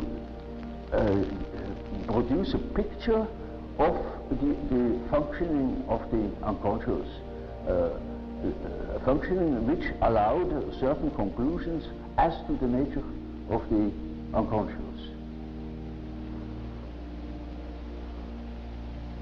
Then, after I had written that book, that cost me my friendship with Freud, because he couldn't accept it. To him, the unconscious was a product of consciousness, and it simply contained the remnants. I mean, it was a sort of storeroom where all the discarded things of consciousness were heaped up and left. But to me, the unconscious then was already a matrix, a sort of basis of consciousness of a creative nature, namely capable of autonomous acts, autonomous intrusions into consciousness. With other words, I took the existence of the unconscious for a real fact, or for a real autonomous factor capable of independent action. Yes. And now that was a problem, a psychological problem of the very first order. And that made me think and furiously, because the whole of philosophy of our days has not yet recognized this fact, that we have a counter-actor in our unconscious, that in our psyche there are two. Consciousness is one factor, and there is another factor, equally important, that is the unconscious, that can interfere with consciousness anytime it pleases. And of course, I say to myself now, this is very uncomfortable, because I think I am the only master in my house, but I must admit that there is another somebody in that house that can play tricks. And I had to deal with the unfortunate victims of that interference every day in my patients. So the next thing I wrote was in 1918, namely a disquisition about the relation between the ego and the unconscious, where I tried to formulate the experiences that are more or less regularly observable in cases where consciousness is exposed to unconscious datas, or interferences or intrusions, where the unconscious is considered as an autonomous factor that has to be taken seriously, where one doesn't say anymore or undervalue the unconscious by assuming it is nothing but a discarded remnant of consciousness. It is a factor in its own dignity, and a very important factor, because it can create the most horrible disturbances. Now, when that was a pamphlet I wrote, it was published in French, and nobody understood it. I saw that the reason why nobody understands it is that while nobody has a similar experience, because the question hasn't been pursued to such an end, namely that one has taken the unconscious seriously and considered it as a real factor that can determine human behavior to a very considerable degree. Do you think that the humanities are important for the individual who wants to study the individual? One doesn't see what an education without humanities is doing to man. He loses the connection with his family, as it were. That means with the whole stem, the tribe, the connection with the past, that he lives in that in which man always has lived. Man has always lived in the myth. And we think we are able to be born today and to live in no myth, without history. That is a disease. That's absolutely abnormal, because man is not born every day.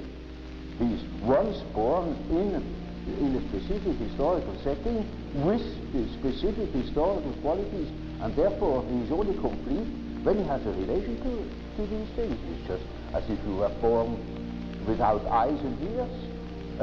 When you are growing up with no connection with the past. From with the standpoint of natural science, you need no connection with the past. You can wipe it out. Yes, yes. And that is a mutilation of the human being.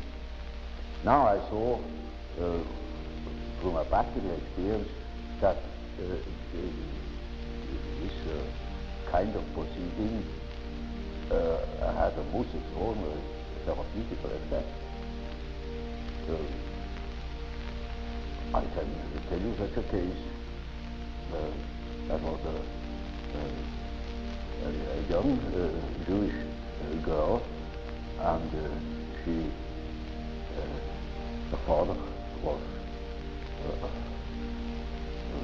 a banker, and she had received an entirely worldly education. She had no idea of any tradition or so.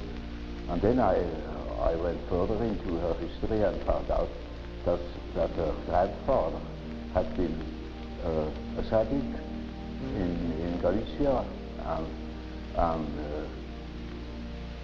and when I knew that, I knew the whole story. That girl suffered from a phobia, a terrific phobia, and had been in a psychoanalytic treatment already with no effect. And she was really badly plagued by that phobia, anxiety states and all sorts of. And then I saw that girl has lost the connection with the past, has lost, for instance, the fact that her grandfather was a Sadiq, that he lived in the myth, and her father has fallen out of it too. So I simply told her, you will understand what your fear is. You know what you have lost. And she did, of course not. I said, your fear is the fear of your way.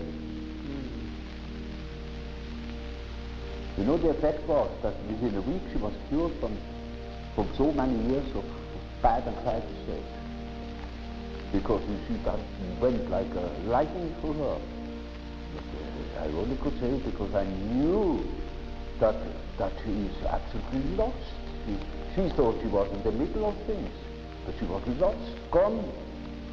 Made no sense. Well, what is our existence? You know, when we are just average numbers. You know, the more you make people to average numbers, the more you destroy our society. The ideal state is then a slave state. Then you can go to Russia. There is wonderful. There you can be a number, but one pays it very dearly. Our whole life goes into blazes. And so here I have plenty of cases of a similar kind.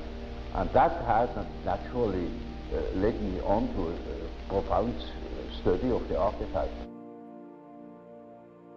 So, Professor Jung, so you began to see, in a sense, your typologies led to a sort of a theory of a psychology of opposites, that the conscious would reveal one side of a type, and the unconscious would be the other side. Yeah. And that this would be a very important way, then, of helping you to analyze and understand the individual. Oh, right. Diagnostically, it is quite, from a practical point of view, quite important. Well, the point I wanted to elucidate is,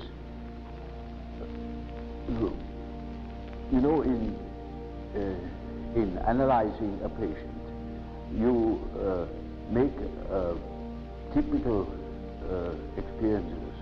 Namely, there is a sort of typical way in which the integration of consciousness takes place.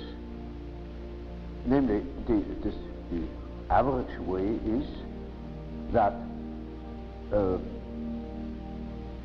through the analysis of dreams, for instance, you become acquainted with the contents of the unconscious. I already told you this. To begin personal material. Yes. Subjective questions, questions of the individual's difficulties in adapting to environmental conditions, and so on. Yes. Now, it is a regular observation that when you talk to an individual, and this individual gives you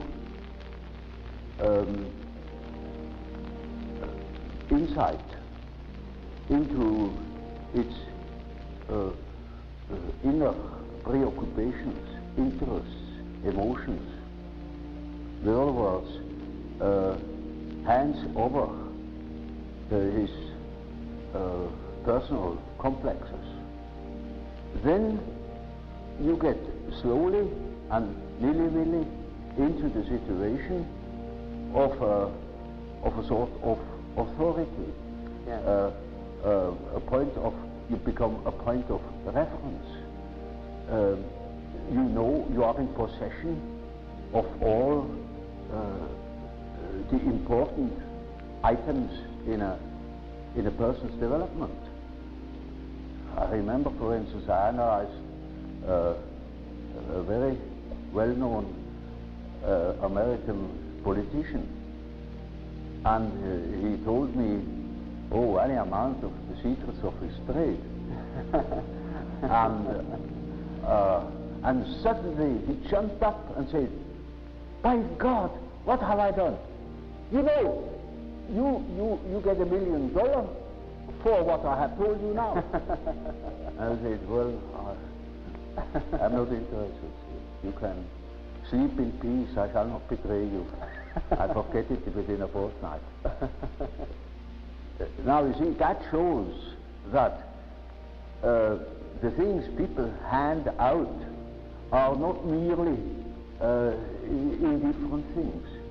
When it comes to something important, emotionally important, then they hand out themselves. They hand out a big emotional value, as if they were handing over a large sum, as if they were trusting you with the administration of their estate. Yes. And they're entirely in your hands. Yes. Often I hear things that could ruin those people, utterly fabrically ruin. Or it would give me, if I should have any blackmailing tendencies, unlimited power to blackmail them. Now you see, that creates an emotional relationship to the analyst. And that is what Freud called the transformative. Yes. Which is a central problem of analytic psychology. It is just so as if these people had handed out their whole existence, and that can have very peculiar effects upon the individual. Either they hate you for it or they love you for it. Yeah. But you are not indifferent to them. And there is then a sort of emotional relation between the patient and the doctor. Yeah. Now, when you hand out such materials, then these contents are associated with all the important persons in the life of a patient. Now, the most important persons are usually father and mother. Yeah. That comes up from childhood. The first troubles are with the parents as a whole. So, in handing over your infantile memories about the father or about the mother, you hand over also the image of father and mother. Then it is just as if the doctor had taken the place of the father. even of the mother. I had quite a number of male patients that called me Mother Jung because they handed over the mother to me. Curiously enough. But you see, that's quite irrespective of the personality of the analyst. It is simply disregarded. He functions as if he were the mother, or he functions as if he were the father, the central authority. And now that is what one calls transference. That's a case, a particular case of projection. Now Freud doesn't exactly call it projection; he calls it transference. That is an allusion to the old superstitious idea of handing over a disease, transferring a disease upon an animal, or handing over the sin upon a scapegoat, and the scapegoat takes it out into the desert and makes it disappear. So they hand over themselves in the hope that I can swallow that stuff and digest it for them. And so I am in loco parentis and have a high authority. Naturally, I am also persecuted by the corresponding resistances, by all the manifold emotional reactions they have had against their parents. Now, that is the stuff you have to work through first in analyzing the situation, because the patient in such a position is not free, he's a slave, he's utterly dependent upon the doctor, like a patient with an open abdomen on the operation table. He's in the hands of the surgeon for better or worse. And so the thing must be finished, and so we have to work through that condition in the hope that we arrive in a situation where the patient is able to see that I'm not the father or not the mother, that I am an ordinary human being. Now, everybody naturally should assume that such a thing would be possible. For instance, that a patient could arrive at such an insight when he's not a complete idiot, that I am just a doctor and not that emotional figure of their fantasies.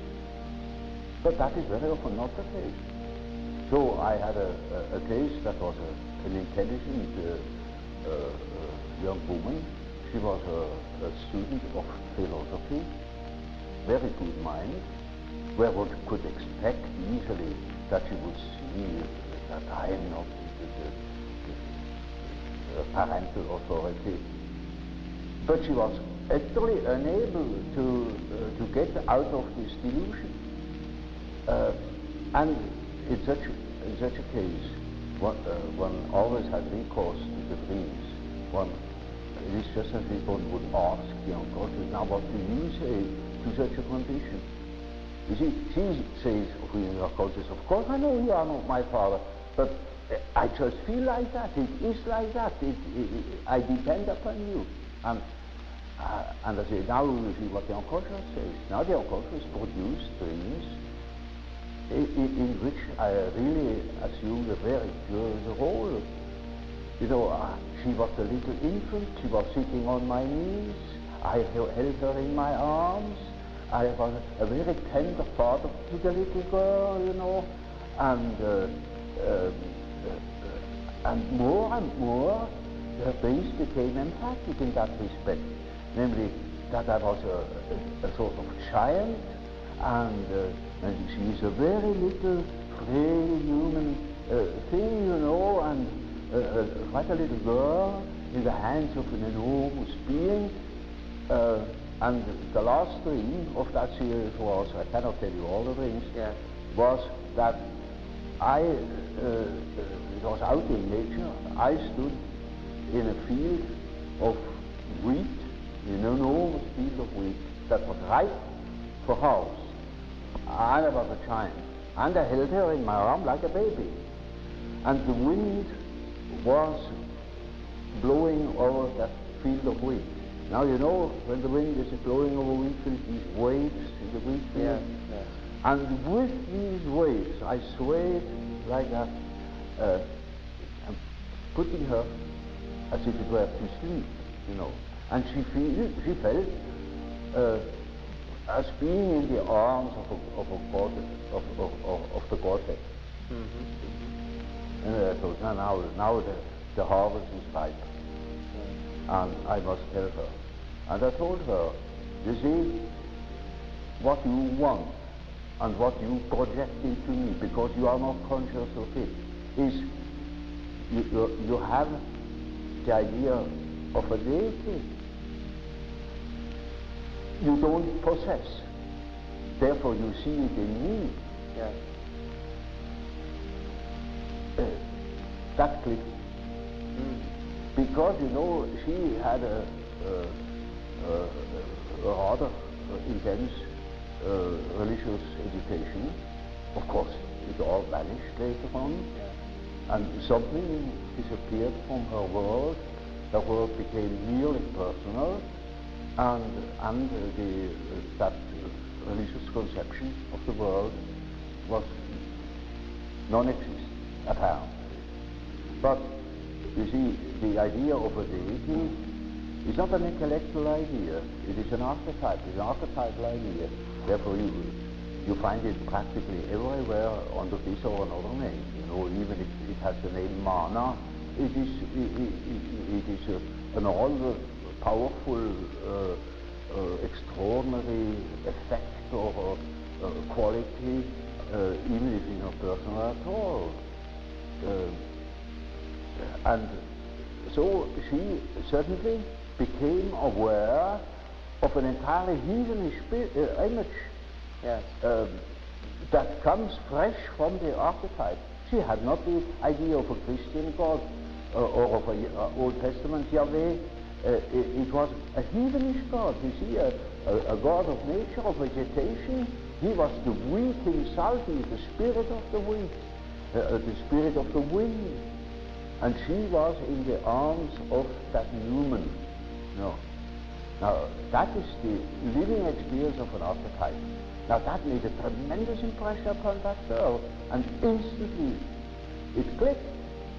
She saw what she really was missing, that missing value, that was in the form of a projection in myself and made myself indispensable to her. Yes. And then she saw, it is not indispensable, because it is, as the dream says, she is in the arms of that archetypal idea. Now that is a luminous experience, isn't it? And that is the thing that people are looking for. Yes. An archetypal experience that gives them an incorruptible value. You see, they depend upon other conditions. They depend upon their desires, their ambitions, depend upon other people, because they have no value in themselves. They have nothing in themselves.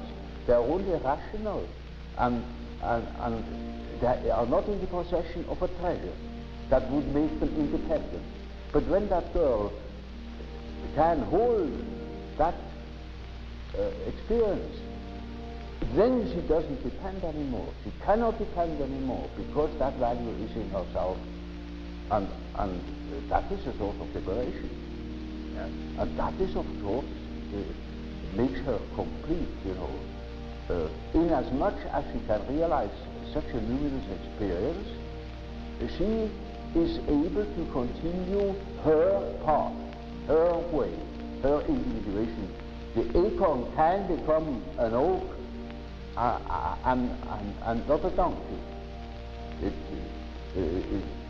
Nature will take her course. She will become that which she is from the beginning.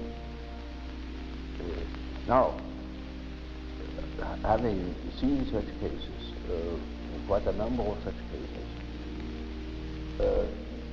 that of course has given me a motive to study the archetypes, because I began to see that the structure of what I then call the collective unconscious, is really a sort of agglomeration of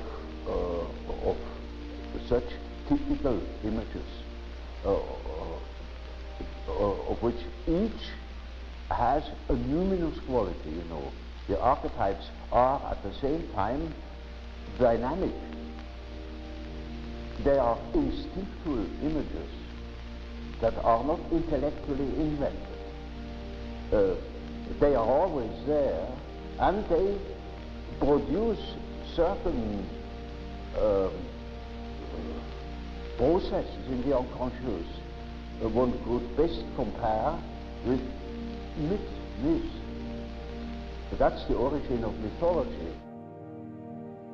Now, having seen such cases, quite a number of such cases, that of course has given me a motive to study the archetypes, because I began to see that the structure of what I then call the collective unconscious is really a sort of agglomeration of such typical images, of which each has a numinous quality, you know. The archetypes are at the same time dynamic. They are instinctual images that are not intellectually invented. They are always there, and they produce certain processes in the unconscious one could best compare with myths. That's the origin of mythology. Mythology is a pronouncing of series of images that formulate the life of archetypes. And so the statements of every religion, of many poets and so on, are statements about the inner mythological process, which is a necessity, because man is not complete if he is not conscious of that aspect of things. So, you see, a man is not complete when he lives in a world of statistical truth. He must live in a world of his biological truth. That is his biological truth. That is not merely statistics. It is the expression of what he really is, as what he feels himself. So you see, somebody without the mythology is merely an effect of statistics, as it were. It is an average phenomenon. And while the truth is, the carriers of life are individuals, not average numbers. Yes. Yet our natural science makes everything to an average, reduces everything to an average, and of course all the individual qualities are wiped out. That of course is most unbecoming, it is unhygienic, it deprives people of their specific values where they are individuals. It deprives them of the most important experiences of their life, where they experience their own value, maybe the creative background of their personality.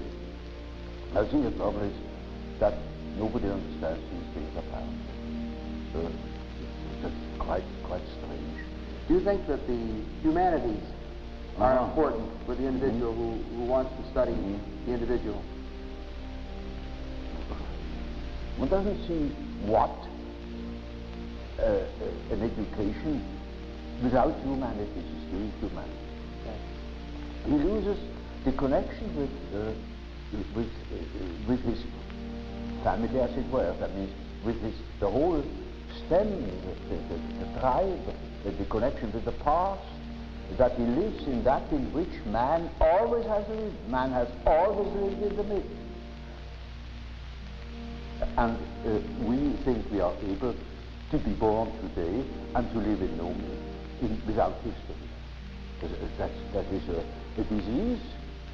That's absolutely abnormal, because man is not born every day.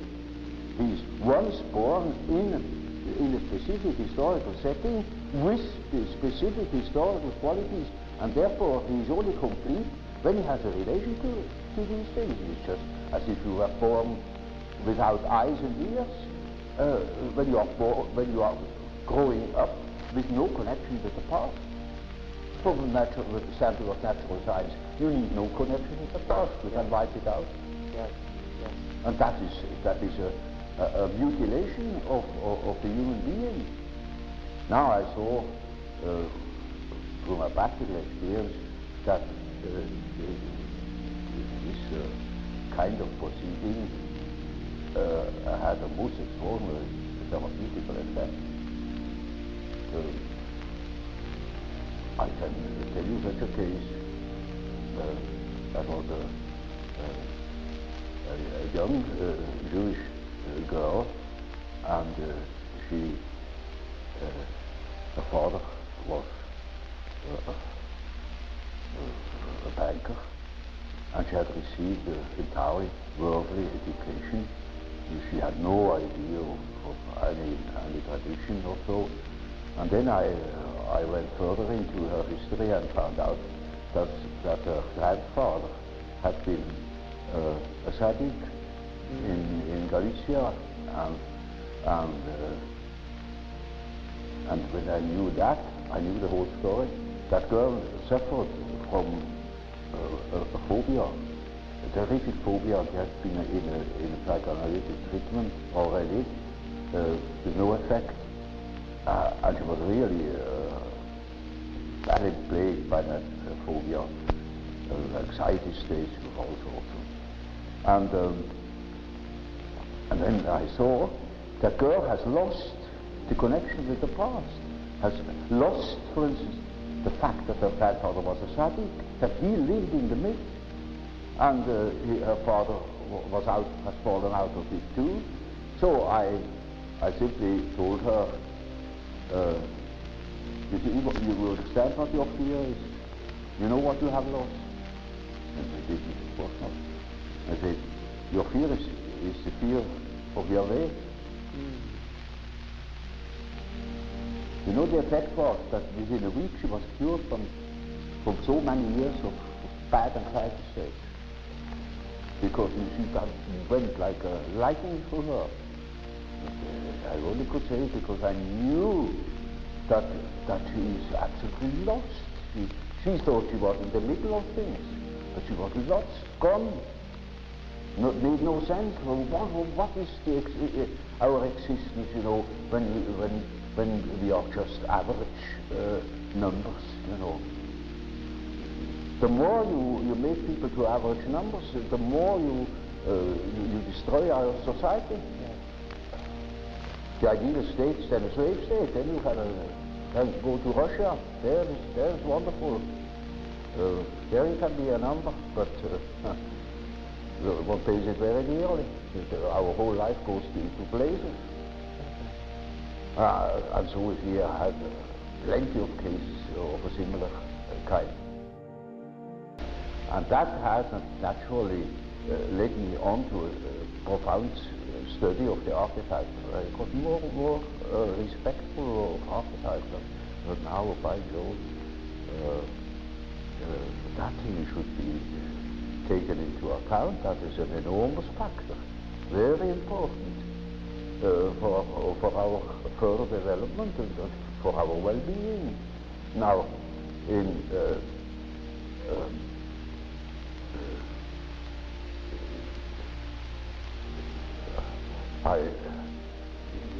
it was of course difficult to know where to begin, because this is such an enormously extended field. And the next question I asked myself was, now where in the world has anybody been busy with that problem? And I found nobody, except a peculiar spiritual movement that went together with the beginnings of Christianity, namely the Gnostics. And that was the first thing that I saw. They were concerned with the problem of archetypes and made a peculiar philosophy of it. As everybody makes a peculiar philosophy of it when he comes across it naively and doesn't know that those are structural elements of the unconscious psyche. Now they have lived in the first, second, and third century, and what was in between? Nothing. And now today we certainly fall into that hole and are confronted by the problems of the collective unconscious, which were then the same in 2,000 years ago, and we are not prepared to meet that problem. I was always looking for something in between, you know, something that linked that remote past with the present moment, and I found, to my amazement, it is alchemy. That is understood to be a history of chemistry. It is, one could almost say nothing less than that. It is a peculiar spiritual movement or philosophical movement. They call themselves philosophers, like Gnosticism. And then I read the whole accessible literature, Latin and Greek, studied it because it was enormously interesting. It is the mental work of 1,700 years in which there is stored up all they could make out about the nature of the archetypes in a peculiar way. That's true. It is not simple, and most of the texts are not published. No more published since the Middle Ages. The last editions are in the middle or end of the 16th century, all in Latin, and some texts are in Greek, and not a few very important ones. Now, that has given me no end of work, but the result was most satisfactory, because it showed me the development of our unconscious relations to the collective unconscious, and the variations our consciousness has undergone while being unconsciously concerned with these mythological images. For instance, such phenomena as in Hitler or so, you know, that's an archetypal phenomena, and we've got to understand these things.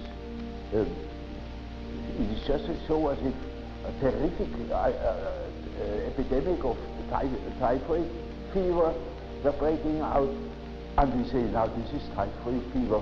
Isn't that a marvelous disease? It can take on enormous dimensions, and nobody knows anything about it. Nobody takes care of the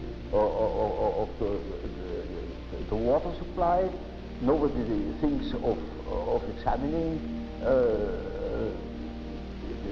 the meat or something like that.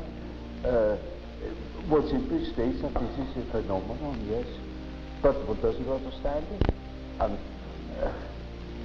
And to me, of course, it was an enormous problem, because it is a factor that has determined the fate of millions of European people and of Americans. It is nobody can deny that he has been influenced by the war.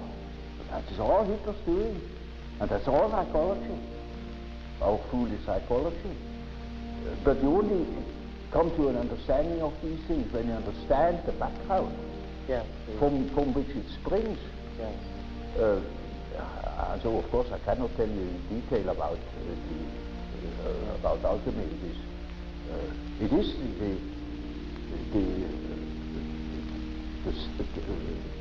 the basis of our modern way of perceiving things, and therefore it is as if it were right under the threshold of consciousness. This is a wonderful picture of how the development of archetypes, that means the movement of archetypes, looks when you look upon them as if from above, maybe from today, you look back into the past and you see how the present moment has evolved out of the past. It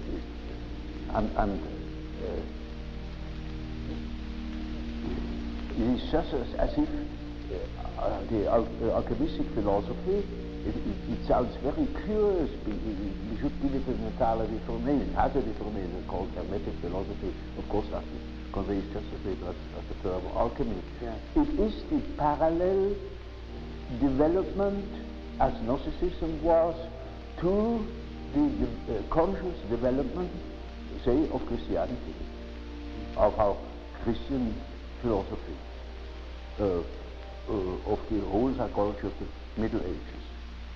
And so, you see, in our days, we have such and such view of the world, such and such a philosophy, but in the unconscious we have a different one.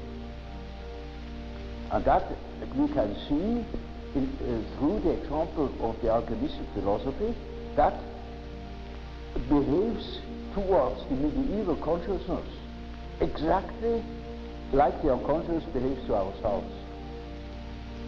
And we can construct or even predict our the unconscious of our days when we know what it has been yesterday. Now that is, with a few words, the development of my ideas.